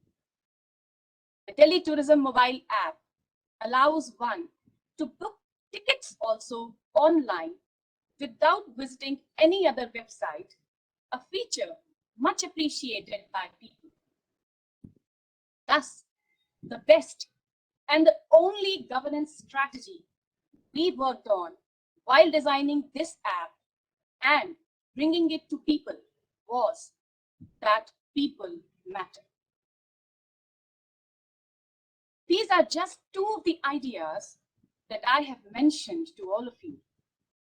There is a lot happening with governance strategies in Delhi Tourism and Tourism Department, with focus on inclusiveness and sustainability. The Board of Directors of Delhi Tourism and Transportation Development Corporation is acutely aware of its responsibilities regarding excellence and innovation. Governance strategies are development strategies. Be it infrastructure development or a sound fiscal management system, no single institution can lay claim on furthering the cause, democracy or development. Transparency and accountability have to be the bedrock of our decision-making processes. Therefore, governance strategies must have a much larger vision for future development, an uncertain and unpredictable future development, where collaboration is the key. Partnership with all stakeholders will be more important than ever. People's participation and the role of the industry, entrepreneurs, and youth as a partner in governance strategy cannot be overemphasized. Women leadership also has never seen greater strides than now, and the best is yet to come. Technology and the power of ideas will drive the world like never before. And since every challenge is an opportunity, the present times also present us with a whole world of opportunities where our responses to the challenges will determine the fate of our cities and our beloved nation.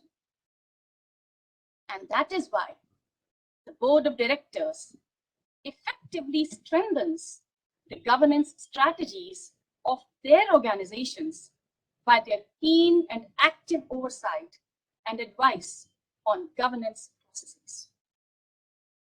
Delhi Tourism is confident that the road ahead might be challenging, but our response will always be to work on governance strategies where people matter. Thank you so much.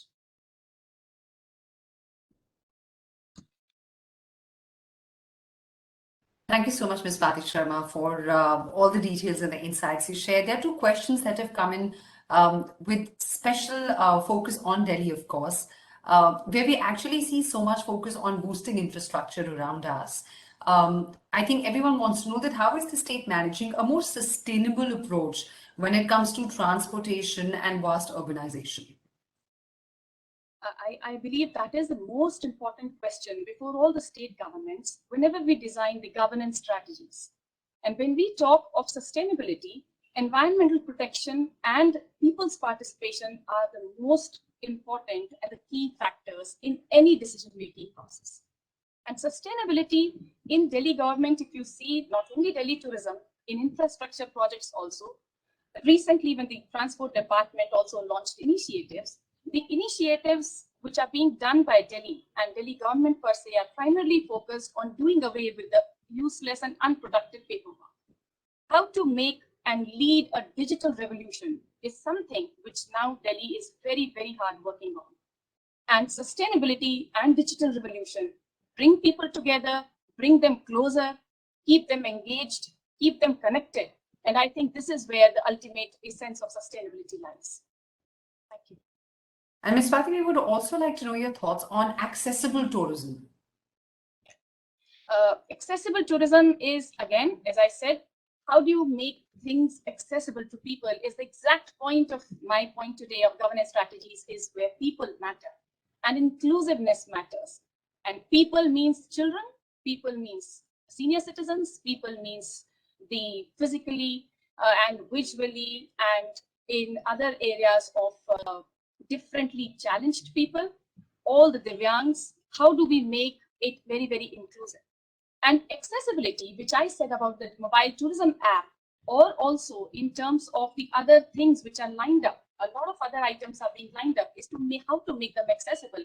And again, I impress upon this, that actually it is digital revolution which will hold the key to accessibility to all the options where people need not go to any of the systems and just get their work done in a very, very faceless and a nameless system existing as part of a governance strategy. Ms. Bhati, also a grave concern for all Delhiites is something that Delhi grabs international headlines for very often, and that is the city's pollution levels. It's been gaining recognition as a cultural destination and also mini India, but Delhi has been witnessing severe pollution levels during the peak international holiday season and the travel months. So what can be done to tackle this and to get Delhi back on the international travel destination map? Delhi is already on the international travel destination list. It is just because of the COVID times that we are in that Delhi is not only Delhi, but I think every city, every country is struggling with this and very, very hard. But I did mention in one of the governance strategies, which is collaboration. Whether it is pollution or it is any other issue of climate change or it is related to environmental issues, ultimately collaboration is the key. It is not only about the governance or the people who take decisions in the boardrooms or in different offices, but also the civic sense where people participate, where industry participates, where women participate, where children participate, where youth participate, where entrepreneurs participate, where innovation grows. And this is the essence of dealing with all these issues that we see before us. Now, if we talk of pollution per se, and we think of what the government is doing or one agency is doing, I think is putting the wrong question. The way it should be primarily as to how we can all collaborate and go together in actually changing our lifestyles, in doing our normal business and our executive processes in a manner that is not only good for Delhi, but also for the nation. And this is where, again, I would say it is collaboration. It is not one institution, one agency that can actually be either held responsible for or be made responsible for taking care of pollution, either in Delhi or in any other place in the country. Thank you so much, Ms. Pati Sharma, for sharing all your thoughts, and many, many congratulations on all the initiatives that you're taking to promote tourism in Delhi. Thank you so much for making time and joining us. I would be very happy if you all download the Delhi Tourism mobile app, because that will be a really happy endeavor from all of us. And please do give your feedbacks to make it as much so that we can make as many improvements as possible. Sure, That's called the Delhi we'll Tourism definitely mobile share our app. feedback. Sure. Thank you. Thank you. Thank you so much. And now, ladies and gentlemen, please join me in welcoming our next distinguished speaker for this keynote session, that Mr. Shiv-Shekhar Shukla, IAS Principal Secretary, Tourism and Managing Director, Madhya Pradesh Tourism Board, Government of Madhya Pradesh. Mr. Shukla is a senior officer of the Indian Administrative Service with over 27 years of rich and varied experience, and has served the state in various important portfolios. He is playing a vital role in the Madhya Pradesh state's tourism progress and is on a mission to make Madhya Pradesh, already known for its rich tourism potential, focus more on rural tourism and safe tourism for women, apart from trying to get more sites on the UNESCO World Heritage List to promote its varied tourism attractions. A very warm welcome to you, Mr. Shukla. Over to you, sir. Thank you. Thank you, Ritika. Thank you, IOD, for organizing this very useful webinar. And I'm very happy to be a part of this. First of all, let me welcome everyone who's participating to from the heart and lung of India. What I'm saying, why I'm saying heart and lung, will be more clear as we progress along. I have a small presentation to make. I hope if we have to play it from our side, or you are going to play it from your side. If that presentation can be put, I'll be able to. Yes, so we'll just have the tech team share the screen with the presentation.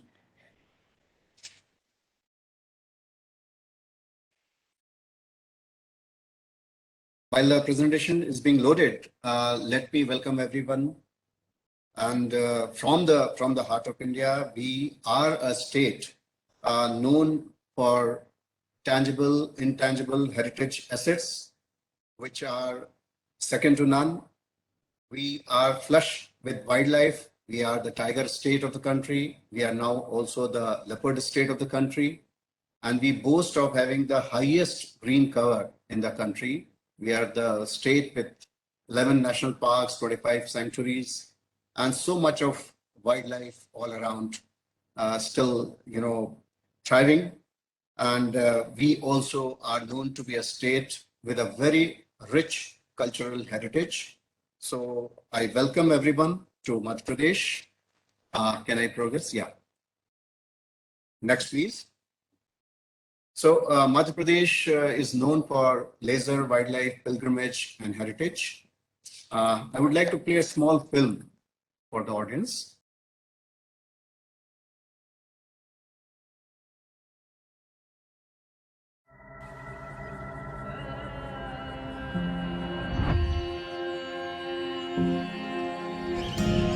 When I open my eyes to a day of glee, nature's abode is where I want to be. Enchanted by its scenic charms, I desire to bask in its blissful arms.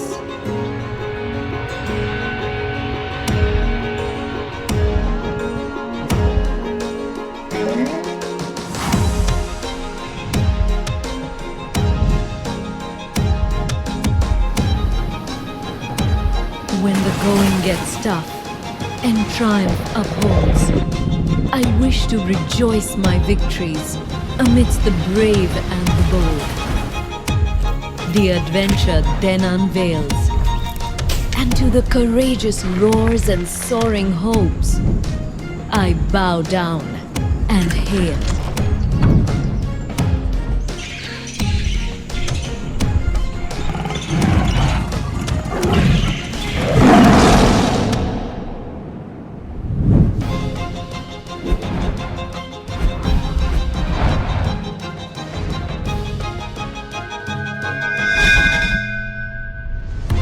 For the times when the spirit is at peace, I seek the divine, and uncertainty I seize.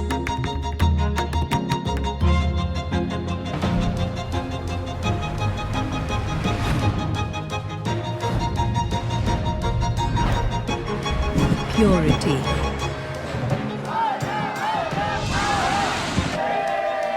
Power. Passion and pleasure.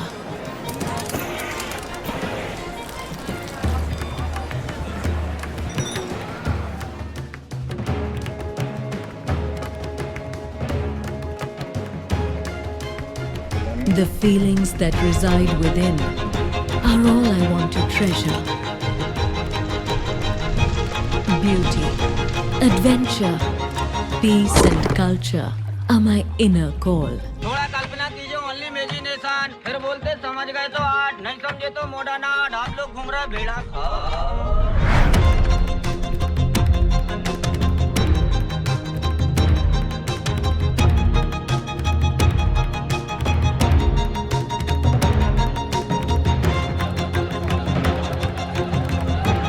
I am the heart, and I desire it all. Madhya Pradesh, सब कुछ जो दिल चाहे.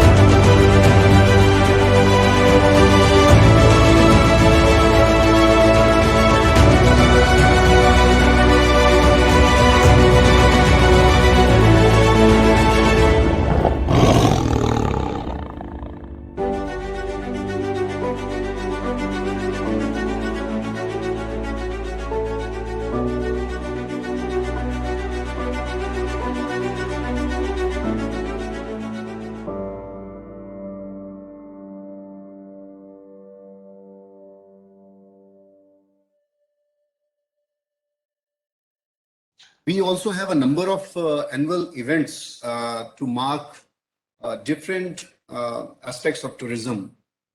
We have now in a place called Hanvantia, which is in the backwaters of Indra Sagar Dam, we have Jal Mahotsav every year, and we have 150 accommodation created over there, and we have number of soft adventure activities related to water and air during Jal Mahotsav.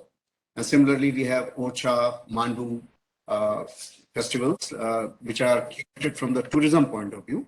Apart from this, number of cultural events happen throughout the state, throughout the year. And we have drafted a activity calendar, which marks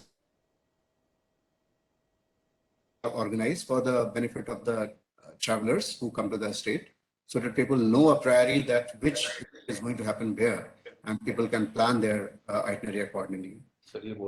For people coming to Madhya Pradesh during holidays, we have also a number of programs for them, like Chowdhury Satpura is a cycling event organized every year.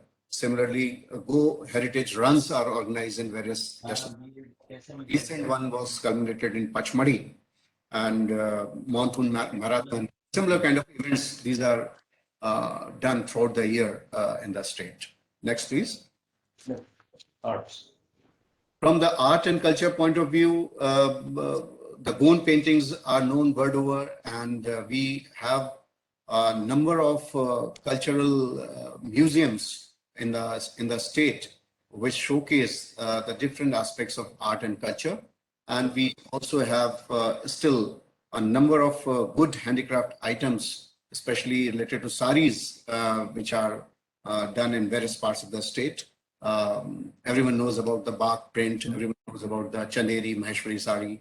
And these handicraft items are genuine and authentic items are available through Madhya Pradesh cottage industry showrooms spread through the country. And also we offer these items on e-commerce platforms to anyone who wants to have these things. Next please. Now, why Madhya Pradesh for investment? It's a centrally located state and very well connected from the rest of the country. And when it comes to ease of doing business, we rank 4th in the country among the states. And it's a very peaceful state from law and order point of view, very stable from the governance point of view. And we have a very good investor friendly and very hospitable environment. We also boast of being one of the cleanest state. For last couple of years, continuously Indore has been declared as the cleanest city in the country, and Bhopal the second cleanest city in the country. So we take a lot of precaution that our state, which is naturally so beautiful, is also very safe from hygiene and sanitation point of view. And so there are a number of opportunities in the tourism and hospitality sector for investment. Next, please. These are the major cities of the state: Bhopal, Gwalior, Indore, and Jabalpur. And for the benefit of the investors, we have identified land parcels where they can have different kind of facilities created. And we have a very proactive investment policy, which I'll be discussing subsequently. Next, please. Yeah, these are the kind of next, please. These are the kind of facilitations which we offer. Please come to Government Offering Tourism Policy 2016. Please come back to the previous slide. Yes. So we have accessible, comprehensive, and transparent policy for the investors to come to the state and invest in various exciting opportunities. We have capital investment subsidy in place. We also have special offers for promoting water tourism, adventure tourism, and film tourism. As I would especially mention about the film tourism, which has gained a lot of traction in last 2 years. After we came out with a very active and supportive film tourism policy, a number of good projects are being done in the state. More than 70 projects have been completed, and they have gone on air. Whether it is OTT platform or web serials, for everything we have some or the other provisions to support the filmmakers, apart from having a very conducive environment and very good climate for them to operate here. Next, please. Yes, we have a very smooth process of land allotment when it comes to investment, and we also have been very reasonable when we offer government land on a very reasonable reserve price. Of course, if the projects are below a certain level, there is an open competition and a bidding process, transparent bidding process. For ultra mega projects which require investment of more than 1,000 crores, it's just a walk-in kind of a procedure. Anybody comes to invest more than 100 crores in the state, every permission is given on a platter. There's no competition, and one can come safely invest here. Next, please.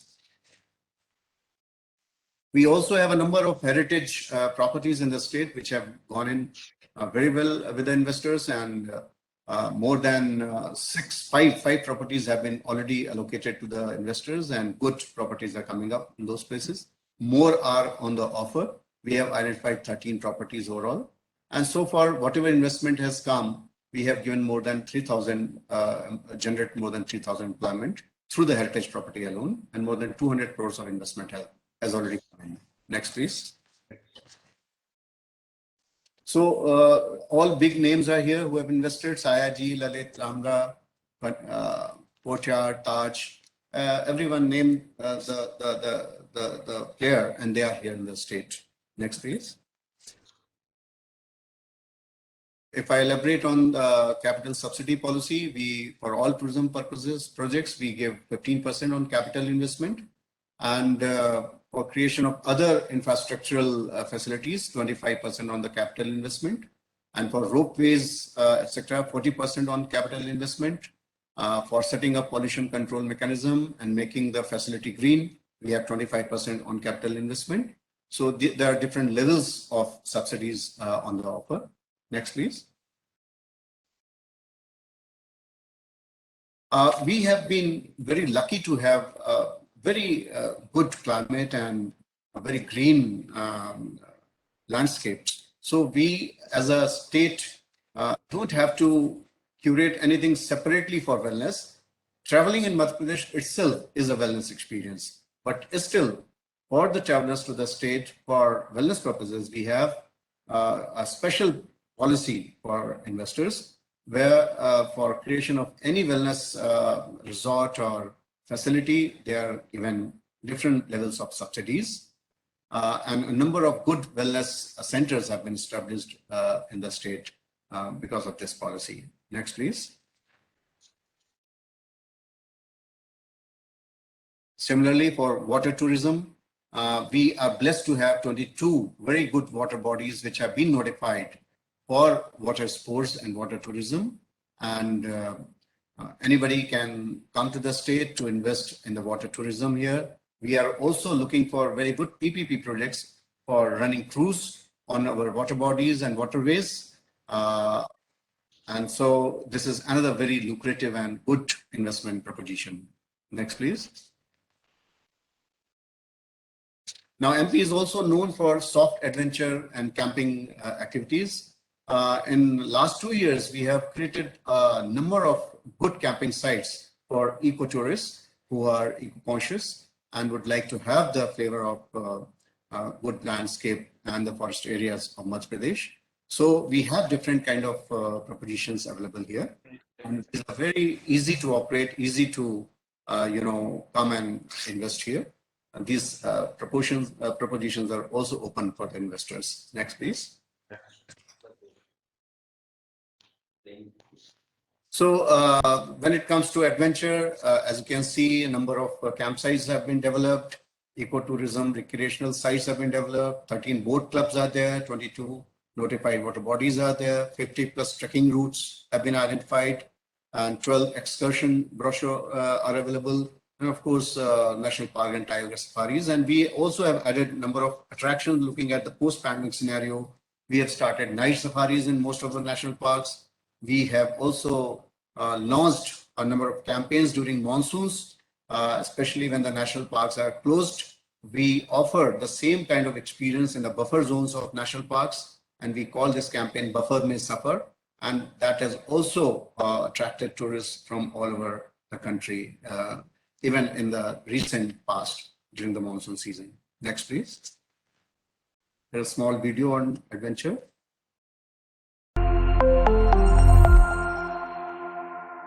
I've been to MP thrice. This is my third trip, but each trip is always different. This place is so rich in culture, and the food is amazing. The people are amazing.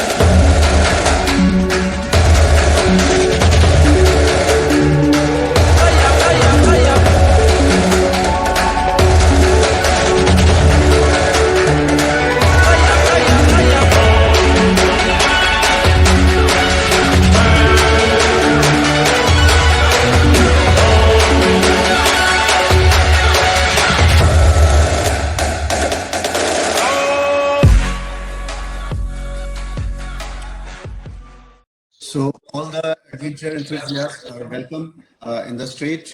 The biking activities, the other activities which are waiting for everyone to come and enjoy the scenic beauty of Madhya Pradesh. Now coming to film tourism, again, I would like to play a small movie.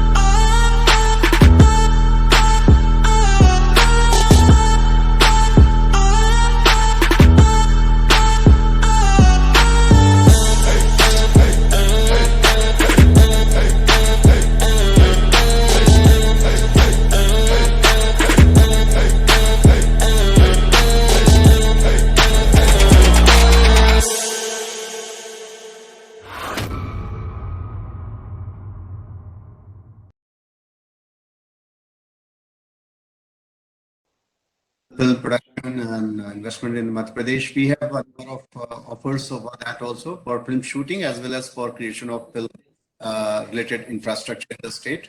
For everything, we got some incentive to be given to the investors. And we also, for the benefit of the film producers, we have created a very simple to use single window permission system. One doesn't need to run helter-skelter permissions, and we do all kinds of handholding. And through this portal-based permission system, all the permissions are granted at once. The film producers, they are very happy doing business here. They come and they really shoot in shortest time frame and in a very smooth manner. The people here are also very, friendly and hospitable, so they don't face any problems. So this has really gained a lot of momentum in the previous months. And this is just data to showcase that how the film production and other things are going on in the state in a big way. This has become now a really hot favorite destination for film producers all over the country. And we not only promote Mumbai, we also promote South Indian language film producers to come to the state and shoot here. Next, please.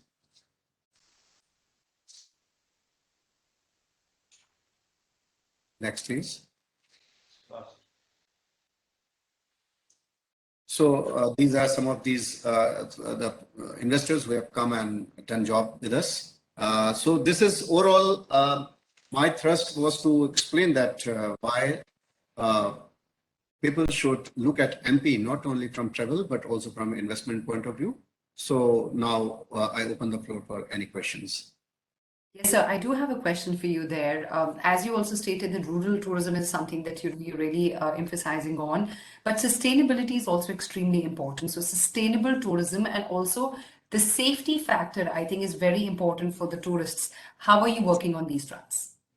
Well, in fact, we had taken these initiatives a year back, but which proved to be very timely. And now during the pandemic and post-pandemic situation, we are giving a lot of thrust to responsible tourism. And in fact, we have a responsible. We are looking at a very inclusive way of tourism, which is also sustainable and regenerative. And we want to involve communities infrastructure in the state. So rural tourism, as you mentioned, that we have targeted more than 100 villages to create more than 1,000 homestays in the rural arena, which would give travelers a very immersive experience and also showcase the very sustainable way of living in the villages, and also how and other aspects, local art, craft, and cuisine part of it. So we are working on that, and I'm very happy to share with all the participants that recently Government of India has nominated one of our tourist village as one of the best tourism villages under the UNWTO category. And sure, if we come out in flying colors, that will give a big boost to the responsible tourism in the state. And post-pandemic, I would like to give a message to everyone that we as a state have been very, very conscious, and we were one of the few states who declared most of our tourism destinations at 100% vaccinated tourism destinations. And we were very early on to have vaccinated all the frontline staff related to hospitality sector. And that gave a lot of confidence to the visitors to the state. And we don't have any blockades or any restrictions. Anybody, no, nothing, no compulsions, no restrictions. The only advisory which we give to people is to follow COVID protocols and also advise people to get them vaccinated fully before traveling. That's all. We don't restrict anybody from coming to the state.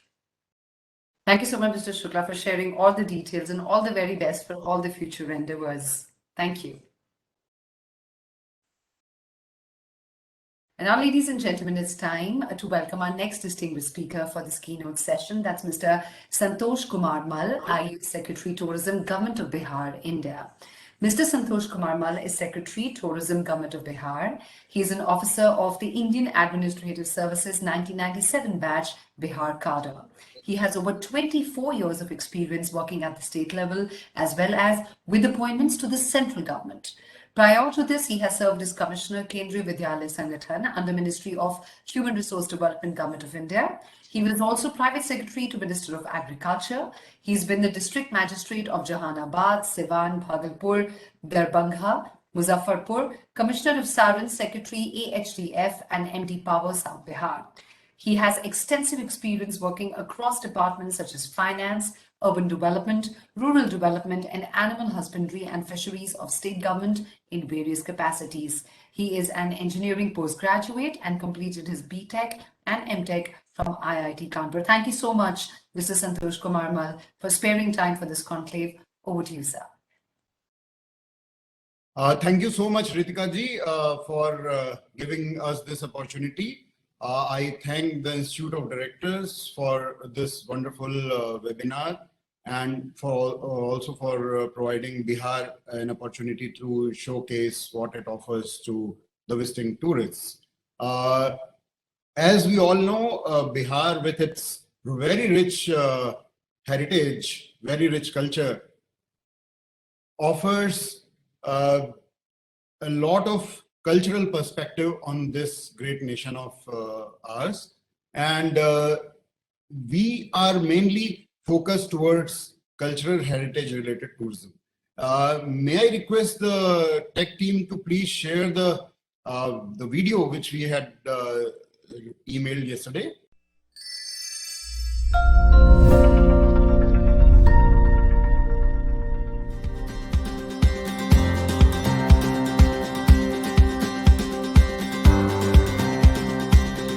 Bihar Tourism invites you on a grand adventure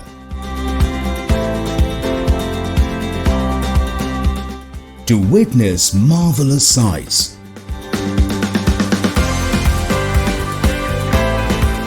and feel uplifted by spirituality.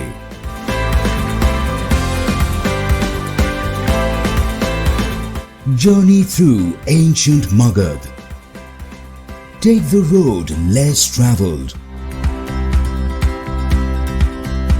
and experience its serenity.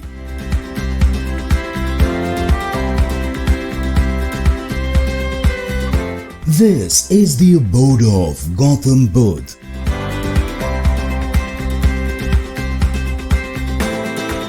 And the birthplace of Lord Mahavir.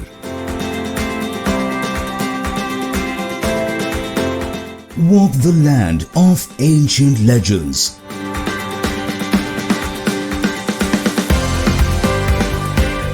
Discover unique cultures.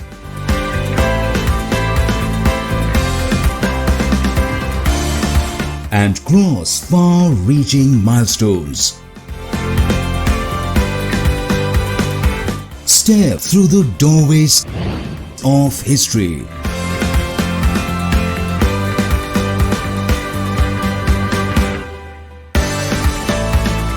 Into a wonderland.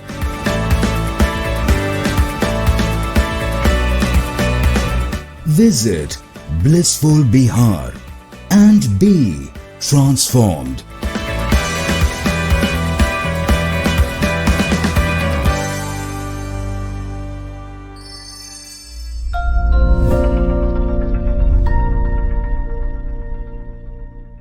So as I was mentioning, our tourist circuits have been divided into Buddhist circuit, Jain circuit, Ramayana circuit. Lord Rama also spent quite some time here, as the folklore says.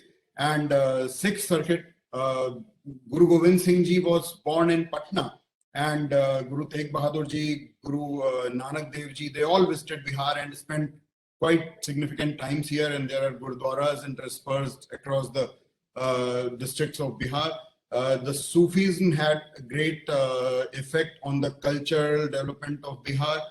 Sher Shah had established his capital here in Sasaram, and starting from there, there are so many places worth visiting in Sufi circuit.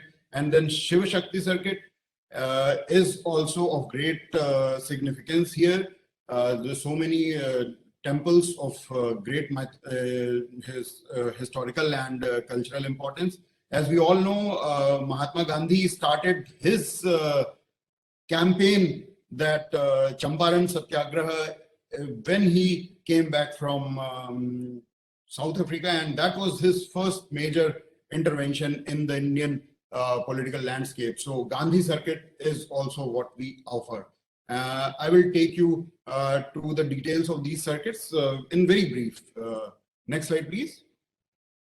And as we can see, the main thing, Mahabodhi Temple, right at Bodh Gaya, and where Lord Buddha attained his enlightenment. And there are many places there in Gaya which offer so much bliss and so much spirituality to those who are seeking. Then we have great locations in Nalanda district where we have Vishwasanti Stupa right at the hilltop of Rajgir, then Venuvan where Lord Buddha meditated for months and months together, Gridkut Hill where he preached his few initial sermons, and then we have Nalanda University also at Nalanda. Also at Bhagalpur we have the Vikramshila University. The largest stupa in the world, Kesariya, is located in East Champaran, and stupas at Lorya Nandangarh and Ashokan Pillar at Rampurva. And at Vaishali, we have the location where Lord Buddha had announced that he is going to attain parinirvana in the next few days. And there his relics are also kept in a special stupa. Next slide, please. Lord Mahavira, as I earlier mentioned also, was born in Kundalpur in the district of Muzaffarpur now. And there are a few important locations related to Jain religion, starting from the Jal Mandir in Nalanda district, the Baman Pokhar in Vaishali, the Mandar Hilltop at Banka. Recently, we have commissioned a ropeway also to take you to the top of the Mandar Hill, about 300 meters in height. And there at the top of the Mandar Hill, we have the famous Jain temple, where the 12th Tirthankara Vasu Pujya Ji had attained salvation. Next slide, please. In the Ramayana circuit, we have the birthplace of goddess Sita in Sitamadhi. There we have Janki Temple and Haleshwar Sthan. There are a few other locations also. We have briefly mentioned the main sites in this slide. Other than that, we have at in Darbhanga, Ahilya Sthan, where Lord Rama touched the stone and the stone became Ahilya. The famous Ahilya Sthan is in Darbhanga. And then in Gaya, the location where people offer Pinddan. All Hindus across the world come to Gaya to offer Pinddan to attain, to help attain their forefathers attain moksha. Near that location, it is the folklore says that Lord Ram and Mother Sita they offered prayers in these Pretshila hills. And there are a few other locations, as you can see on this slide. I will not name them all. Next slide, please. Gandhiji started his Champaran Satyagraha in the district of Champaran. That time it was Champaran, now it is West and East Champaran, segregated. And Motihari, the main, that time it was known as Motihari, now Betia and Motihari are two headquarters. The Bhitiharwa Ashram and Hardiya Koti, all these locations, Gandhiji spent a lot of time, stayed for months altogether, and started the campaign against the Britishers regarding to the agriculture of blue. And there are so many locations where government of Bihar here is doing its bit to make them tourist friendly, and sites and stays are being developed. Next slide, please. Starting from Sher Shah Suri's mausoleum, the famous mausoleum, we have Maner Sharif, we have Dargah Sharif and Makdum Sahib Mazar in several districts, Siwan, Patna, Jahanabad, where a lot of pilgrims come and offer their prayers. Next slide, please. Other than these circuits of religious importance, we have heritage circuit, primarily which is focusing on the rich historical legacy of Bihar. We recently have come up with a very beautiful museum in Patna, which is world class and which is thronged by people these days, has got so many rich artifacts of yesteryears. Some artifacts are more than 3,000 years old also in this location of New Patna Museum, and there's an old Patna Museum also. And in Patna, we have the 400 years old granary, which is known as Golghar. In Bhojpur, we have the Jagdishpur Fort, where the freedom fighter Veer Kumar Singh Ji had led the revolt against the Britishers in the first war of independence in 1857. And there are other locations. And we are also in the process of developing our eco circuit. The Department of Environment and Forest is making a special efforts in this regard, and a special ecotourism policy is right on the anvil, where they will be doing their bit for promoting sustainable ecotourism at these locations. Kanwar Lake is one of the famous Ramsar sites, and then Telhar Kund, then Bhimban Sanctuary in Munger, Ghoda Katora in Nalanda, Valmiki Nagar Tiger Reserve. I'll tell later what developmental efforts are being made by the government of Bihar in these locations. Next slide, please.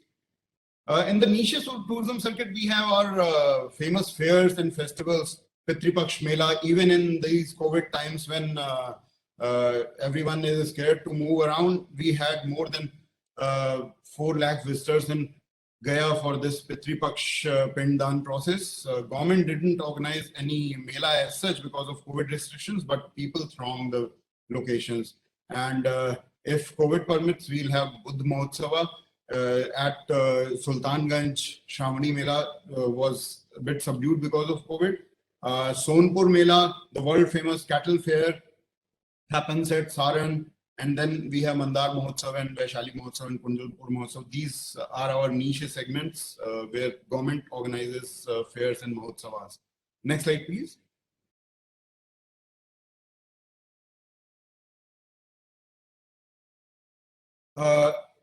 These are some of the sample pictures of the great city of Bodh Gaya. These are some of the pictures of Rajgir, Venuvan, where Lord Buddha did meditation for quite some time. This is the Vishranti Stupa at Vaishali, and on the right of your screen, you can see the Buddha relic stupa where Lord Buddha's remains are saved and stored. And there's the famous Ashokan pillar near Vaishali. On the top of your screen, you can see the Jal Mandir, Jain Mandir at Pawapuri in Nalanda. The famous Nalanda University of yesteryears is on the right side, down bottom side. And on the left bottom, you can see the Gritkut Hill, where Lord Buddha preached his first few sermons after attaining his enlightenment. And it is very near to the top of the hill at Rajgir. Next slide, please. In Patna, we have a recently added attraction of Buddha Smriti Park, where also a few relics of Lord Buddha are placed. And in Ganga, we have river tourism. We have also explored possibilities of doing cruises and all. Our expression of interest have been invited. At West Champaran, we have this famous Ashokan pillar at Lauria Nandangarh and also the stupa. Right on the right top of the screen, you can see that. Next slide, please. On the left of your screen, you can see the biggest stupa in the world, which is Kesaria. The Archaeological Survey of India has not completed its excavation. It is only partly excavated. The work is in progress, and we have developed a few tourist amenities there. Next slide, please. We have our famous Valmiki Nagar Tiger Reserve, where a convention center is also being built through the efforts of state government. We have Karkatgarh waterfalls and a few waterfalls in Rohtas and Sasaram, where amenities are being developed, and they are coming up in big way. As far as the tourist footfall is concerned, we have about 97% of our visitors from domestic side and 3% foreign tourist arrivals. And of the total foreign tourist arrivals in India, about 3.77% come to Bihar. And our main tourist season lies from October to March.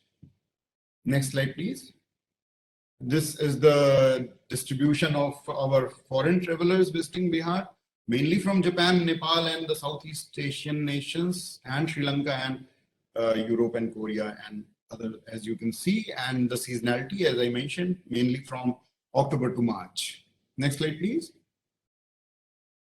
Almost the similar profile goes for the seasonality of travel as far as domestic travelers are concerned, and the state-wise distribution. Next slide, please. We'll talk about the investment opportunities now. Why Bihar? First, because as our tagline says, blissful Bihar. It is mostly pristine and pollution-free environment. Not much affected by the vagaries of industrialization. So we have a lot to offer as far as pollution-free environment goes, and we have abundant supply of skilled labor and a large captive market. One of the highest population densities in the country is found in Bihar, and our costs are pretty low as far as doing business is concerned. And now we can boast of good connectivity through air, rail, and roads. Good roads now. We have now 3 airports running. New Darbhanga Airport came up about 8-9 months back in North Bihar, and it is now running with 16 flights in such a small span of time. So there's a lot of potential and possibilities are there. The industrial policy covers tourism. Next slide, please. And the industrial promotion policy puts a lot of emphasis on tourism investments also. Tourism is a priority sector, and we provide interest subvention to the extent of 10% and 100% reimbursement of stamp duty and land conversion charges. And there is a venture capital fund of rupees 500 crores set up under the Bihar startup policy also, which covers this investments in tourism sector also. And there is a reimbursement of electricity duty and SGST for 5 years. Next slide, please. We are specifically in the process of bringing a tourism-specific tourism policy also. Although it is presently covered in the industrial policy, yet we are on the lines of states like Shukla sir was just presenting about Madhya Pradesh. We also will have very soon a policy in tourism where we will be providing some extra subsidy to the investors coming in, besides the facilities offered already under the industrial policy. And we have a wayside amenities scheme also very near to sanction of the government, where we will be providing support to the extent of 50 lakh rupees to investors who would be bringing up wayside amenities near the locations and on the highways. And a film policy is also in the last stage of its development. Next slide, please.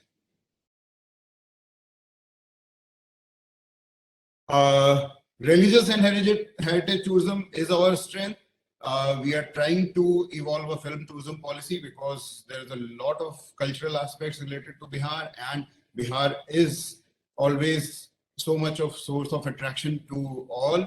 So in future, this film tourism policy can be a big attraction, and we are trying to start a few adventure sites also near Rajgir and Bodh Gaya, and we are in the process of training our homesteads to offer homestays.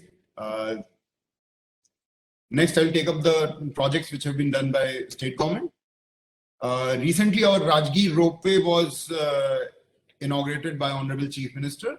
There was a ropeway which was existing there from late 1970s, which was gifted by the Japanese, but it was a single chair-based ropeway. Now we have these ultra-modern cabins which are operating in Rajgir now, and Mandar At Mandar also a ropeway has been inaugurated, and 5 other locations in Vanavar Hills in Jahanabad, and Brahmyoni and Dongeshwari in Gaya, and Pretshila in Gaya, and Mundeshwari temple at Kamur, and Rohtasgarh. We are going to have our ropeways very soon. They are under the process of commissioning.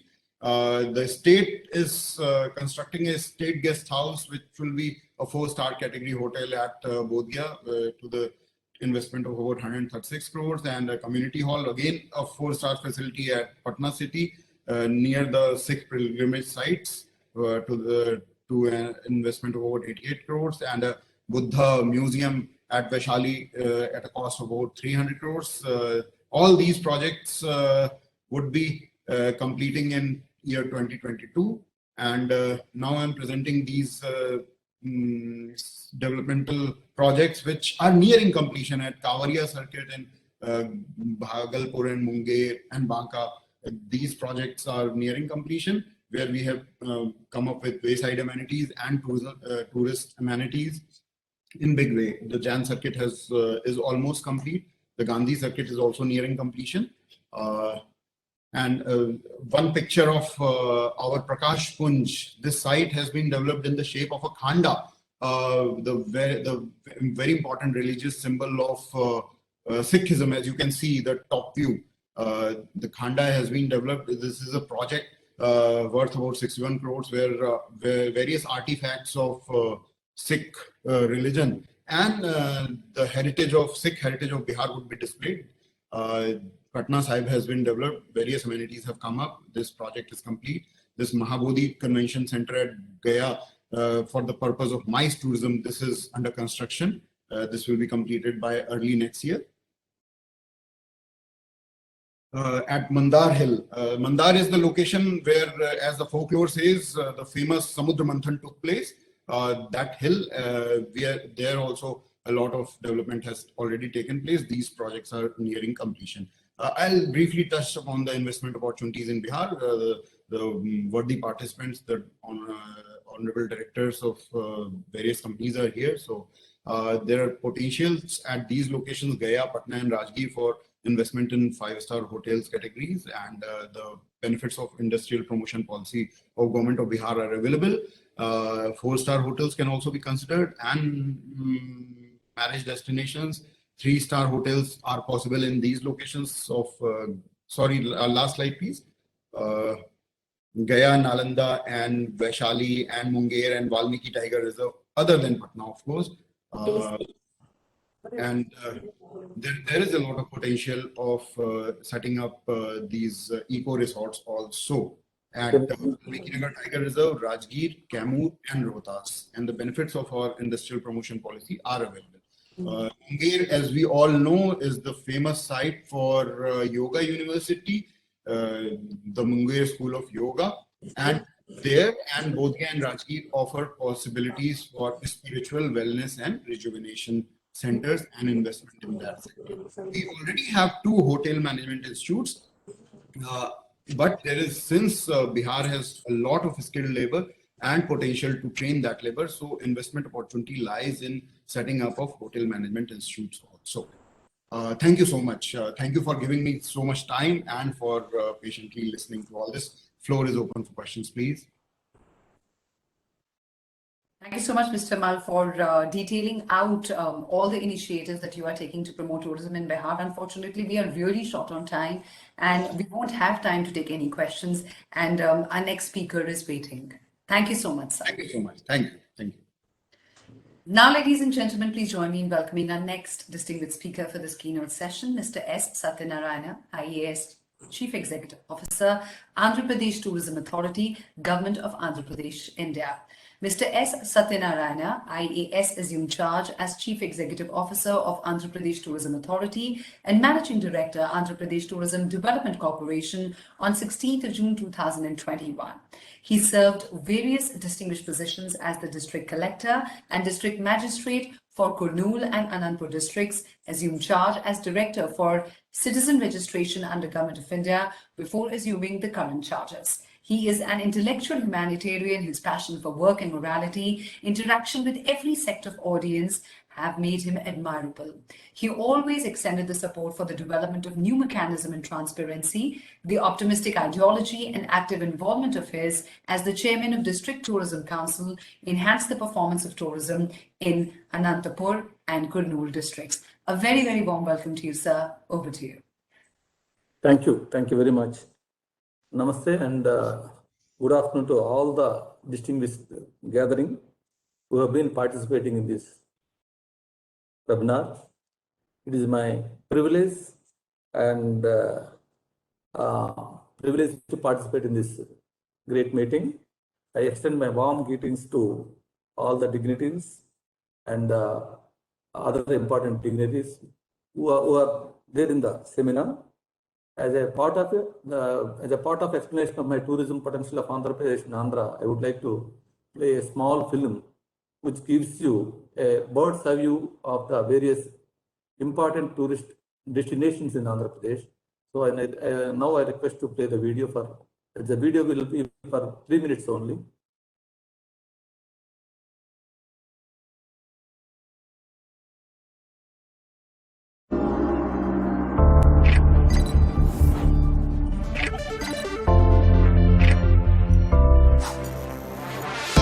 खोए हुए मन को एक रास्ता दिखाओ, विश्वास को फिर जगाओ। कब मिलेंगे हम? अपनी भागदौड़ को छोड़ो और इस जंगल की पुकार सुनो। छुपे हुए नजारों में खो जाओ, इंतजार मत करो। कब मिलेंगे हम?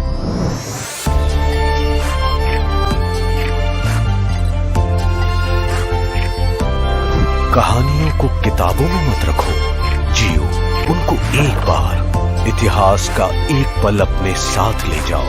कब मिलेंगे हम? रोज की रफ्तार को बदलो, थोड़ा रुक कर तो देखो। एक नए सफर में खुद को ढूंढो, इंतजार मत करो। ఎప్పుడు కలుద్దాం మనం? उम्र कितनी भी बड़ी हो, छोटे छोटे एहसास पाओ, अपने आप को फिर से पहचानो।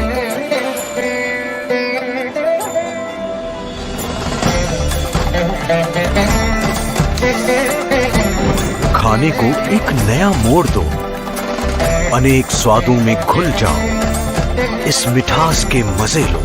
कब मिलेंगे हम?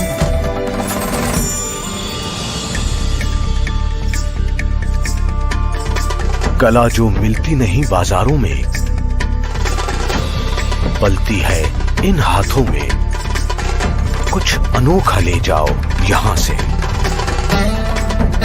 कब मिलेंगे हम?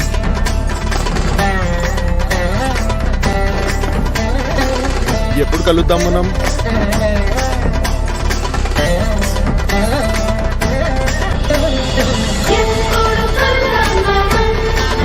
कब मिलेंगे हम?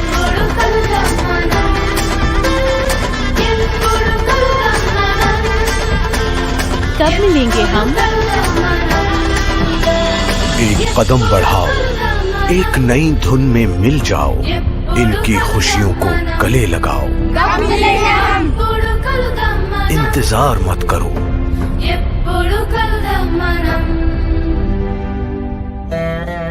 कब मिलेंगे हम? जहां से भी आओ, अपनी ख्वाहिश यहां पाओ। आंध्र प्रदेश, कब मिलेंगे हम? Andhra Pradesh is having a lot of tourism potential. We are having 974 kilometers of coastal line. In terms of history, spiritual history as well as cultural history point of view, Andhra is known for its great history. We have been mentioned in the Aitareya Brahmanas also. This is a land of Buddhism because Buddhist monuments like Salihundam, Vachanakonda, Totlakonda, Nagarjunakonda, Amaravati, they are known for their history. Acharya Nagarjuna was the founder of Mahayana Buddhism. He is from Nagarjunakonda, which is where we are having a beautiful museum. So many people will visit that place regularly. And it is a place, Andhra, where Ashoka was called Devanampriya in Erragudi inscriptions, which are there in Kurnool district. They are they are there still intact, which are being maintained by the ASI in Andhra. Apart from Buddhist, Andhra is also known for so many Hindu temples like Tirupati, which is the abode of the Lord Venkateswara, which attracts many tourists every year. And it is, in terms of richness, Tirupati temple is the richest temple in India. Apart from Tirupati, we are having a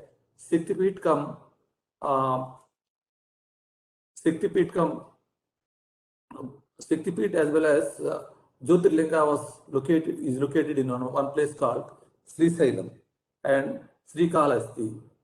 Srikalahasti and Pancharamas are known for their Shaivite importance. Apart from this Hindu pilgrim center, we are having certain pilgrim centers which are known for their representativeness of the Indianness, that is unity in diversity, which represents Hindu-Muslim unity, like dargahs like Kadapa Dargah, Penugonda Dargah, Visakha Madina Dargah in Visakhapatnam, and other Dargah, LRT Dargah. They are known for their great cultural synergy of this country. Apart from this, we are also having Jain temples like Tumbalam and Penugonda, where old Jain temples, Pasanatha temple is also located in Penugonda. Andhra is having a lot of potential in terms of great fauna and flora. We are having second largest Mada sanctuaries. We call this mangrove forest that is there in Koringa, a place called Koringa.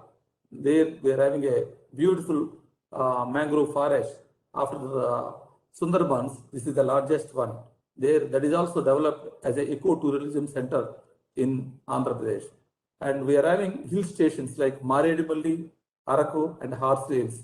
Maredipalli, Araku, they are the places where the tribals, they themselves are managing the entire activities in that area, and they are attracting so many people to visit that place, especially people from Eastern India. They regularly come to Visakhapatnam and tribal bloods of Andhra regularly. And we are having places like Gandikota ports. We are having a great history of ports like Gandikota port, Chandragiri port, Udayagiri port, where so many tourists, they regularly come from various parts of the country. And this is also a place where Sripada Vallabha was born. Sripada Vallabha, that is, he was born in a place called Pittapuram, which attracts so many Sripada Vallabha followers throughout the country. And this is a place where we are having so many national parks, like Visakhapatnam Zoo Park is a known park. Apart from Visakhapatnam Zoo Park, we are having Kolleru Sanctuary, Bird Sanctuary. Kolleru is known for Bird Sanctuary. And birds from Siberia, regularly they come to places like Veerapuram and Thalanelapuram. They are also centers because they are all the way from Siberia. They come to this place during the winter. And we are also, the beauty of Andhra Pradesh is also, we are having beautiful caves like Barra Caves, Belungo Caves, which attract many tourists from entire southern India.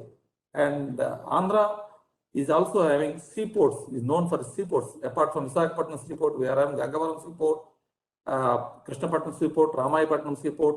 So we have a huge potential to develop. Apart from this, we are having architectural monuments, Vijayanagara School of Empire, because Andhra basically region is divided into two parts. One is coastal Andhra, other one is Rayalaseema. Rayalaseema means that was the area which was ruled by the royal kings of Vijayanagara Empire, where you find a beautiful temple like the Lapakshi is known for its architectural value.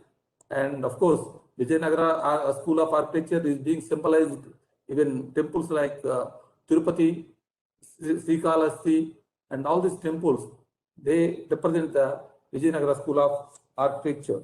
In terms of beach tourism point of view, Visakhapatnam, in and around Visakhapatnam, we are having so many beaches. Out of all the beaches, Rishikonda beach has been selected as a Blue Flag beach, and it got Blue Flag certification also, that is being renewed also. So Andhra connectivity wise also, Andhra is having 7 airports. Apart from the train connectivity to all the places, we are having 7 places where airport connectivity is also there. We are having airports in Rayalaseema. We are having places like Kurnool is having airport connectivity, Kadapa, and Tirupati we are having airport connectivity. And apart from that, we are having air connectivity to Vijayawada, Rajahmundry, and Visakhapatnam. So that way, connectivity wise also, Andhra Pradesh is well connected place.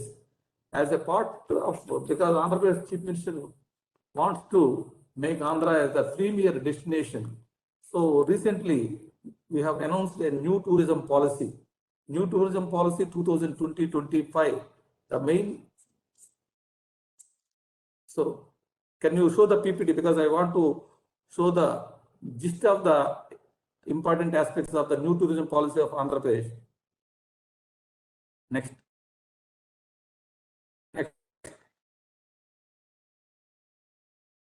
The main objective of the new tourism policy is to develop high-end luxury resorts at prominent tourist destinations in the state. Now we are going to Oberoi Group of Industries and Hyatt Group of Industries. They have come forward to establish 5-star and above hotels at 7 places, and we are going to conclude MOU with them soon. And the main objectives, second one, to attract and facilitate private investments and entrepreneurship in tourism sector in the state, to position state as a preferred tourism destination nationally and globally, and to create conducive environment for creation of diverse tourism products and experiences, to foster skill development and build institutional capacity for skill development in tourism sector, to provide best quality of experience at all touch points to the tourists visiting the state, to promote responsible tourism practices among all the tourism stakeholders. Next slide, please. These are the incentives we are going to provide to the investors. Mega tourism projects 5-star and above shall be accorded as an industry status. Here, mega tourism projects will get 90 land, we will allot them that 90 years plus 4 years construction period will be given to them, and 100% reimbursement of the stamp duty and transfer paid by the units. Purchase of land for all the new tourism policy. This is applicable to all the lands purchased for all the new projects. Lease of land, sheds, buildings, mortgages, and hypothecations for all the new tourism units. 100% waiver of land conversion, that is also there in our new tourism, the provision is there in the new tourism policy. Reimbursement of 100% state GST, that is accrued to the state for all the new units for a period of 5 years from the date of commencement of commercial operations up to realization of 100% fixed capital investment, whichever is earlier. Fixed cost reimbursement at ₹2 per unit for a period of 5 years from commencement of operations date for all the new tourism projects. Next slide, please. So this is the definition of the various projects. Micro tourism projects, investment is less than 1 crore and expected annual turnover is not more than 5 crores. These are the small projects. Small projects by definition is investment not more than 10 crores and expected annual turnover not more than 50 crores. Medium projects, that is investment is up to 75 crores and annual turnover not more than 250 crores. Larger projects means investment is greater than 75 crores and less than 400 crores of annual turnover. Mega projects means investment of 400 crores or more. Next slide, please.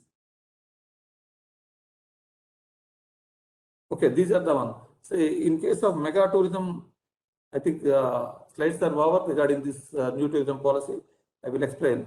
Mega tourism and 5-star policies, government will give land. These are definitions again: micro, small, medium, large tourism projects. These are the categories which will come under them. The category which come under micro, small, medium, and large tourism projects are up to 5 acres. 3-star hotels, they will come under that one. Resorts including beach resorts, jungle resorts, hill resorts, up to 10 acres. That is also come under micro, small, medium, and large tourism projects. MICE centers up to 10 acres. Wayside amenities up to 3 acres. And other projects like amusement parks, golf courses, theme parks, and others.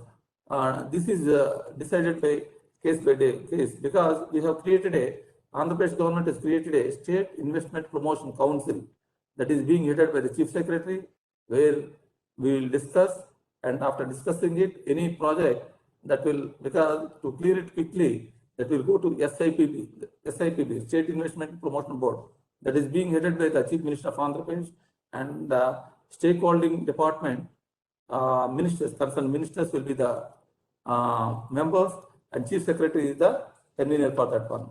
5-star and above projects, mega tourism projects, they come under that category, hotels, resorts, mega theme parks and others. This is also decided by case in the meeting. That is a SIPC and SIPP meeting they will decide. Okay, next. Is there any slide? So the aim. So these are the special provisions for 5-star and above mega tourism projects. I said, as I mentioned earlier, there are certain projects which we are going to enter into MOU with the Oberoi and Hyatt groups of industries soon. So additional incentives may be given based on the request of the investors. That is also case by case. Land may also be allotted directly on lease, hold or freehold basis, depending on the request of the investor and the potential of the project to develop tourism in the region. Freehold basis means if any important mega project, if it comes, that will be called free. If any single person will come, we can allot them land on the basis of freehold basis. Apart from the land lease, freehold models stated above, other models of PPP, such as joint ventures, developer brand operator, deferred annuity can be adapted for a mega tourism projects, 5-star and above projects. The government may also explore the possibility of creating special purpose company for undertaking the development of luxury hotels and resorts, develop special tourism zones and tourism infrastructure development. So the aim of this new tourism policy is to, next slide please. Anyhow, the main aim of the state government is to make Andhra Pradesh to as one of the preferred and attractive destination for doing ease of business and investments and tourist centric state of India. So in addition to, because recently throughout the country and the world, we face the COVID, curse of the COVID. To give the relief to the hospitality sector, our government of Andhra Pradesh has introduced a restart package for rupees 200 crores, which is facilitating the travel, tourism and hospitality industry to revive the sector in the state. Up to 10 lakhs backers are given, backers are instructed to pay off the land as per the restart package. New tourism policy consists of 11 important themes: rural tourism, heritage tourism, Buddhist tourism, ecotourism, beach and water tourism, recreation and adventure tourism, religious tourism, cushion tourism, wellness tourism, MICE tourism, and medical tourism. Government of India has sanctioned Swadeshi Darshan schemes to Andhra. We have successfully completed. In case of Kakinada Rose, that is Kakinada, Koringa, Amanapuram area, we have developed the Koringa World Sanctuary as part of it. And under Prasadam scheme, recently we have completed the Srisailam development. Now, Government of India, tourism, they are going to sanction Prasadam scheme to Simhachalam temple. Simhachalam temple is one of the ancient temple located near Visakhapatnam. So that way, Andhra Pradesh is in the forefront in terms of tourism, and in terms of tourism footfall, we stand fourth in the country. So with this, the government of Andhra Pradesh wants to encourage public-private partnership and other investment-related activities, so that Andhra Pradesh will become an important tourist destination in this country. With this, I thank all the participants for giving me this an opportunity, because IOD happens to be a very prestigious organization Thank you so which much. gives us. Thank you. Thank you. Thank you, ma'am. Thank you so much for sharing the detailed presentation with us. Thank you very much.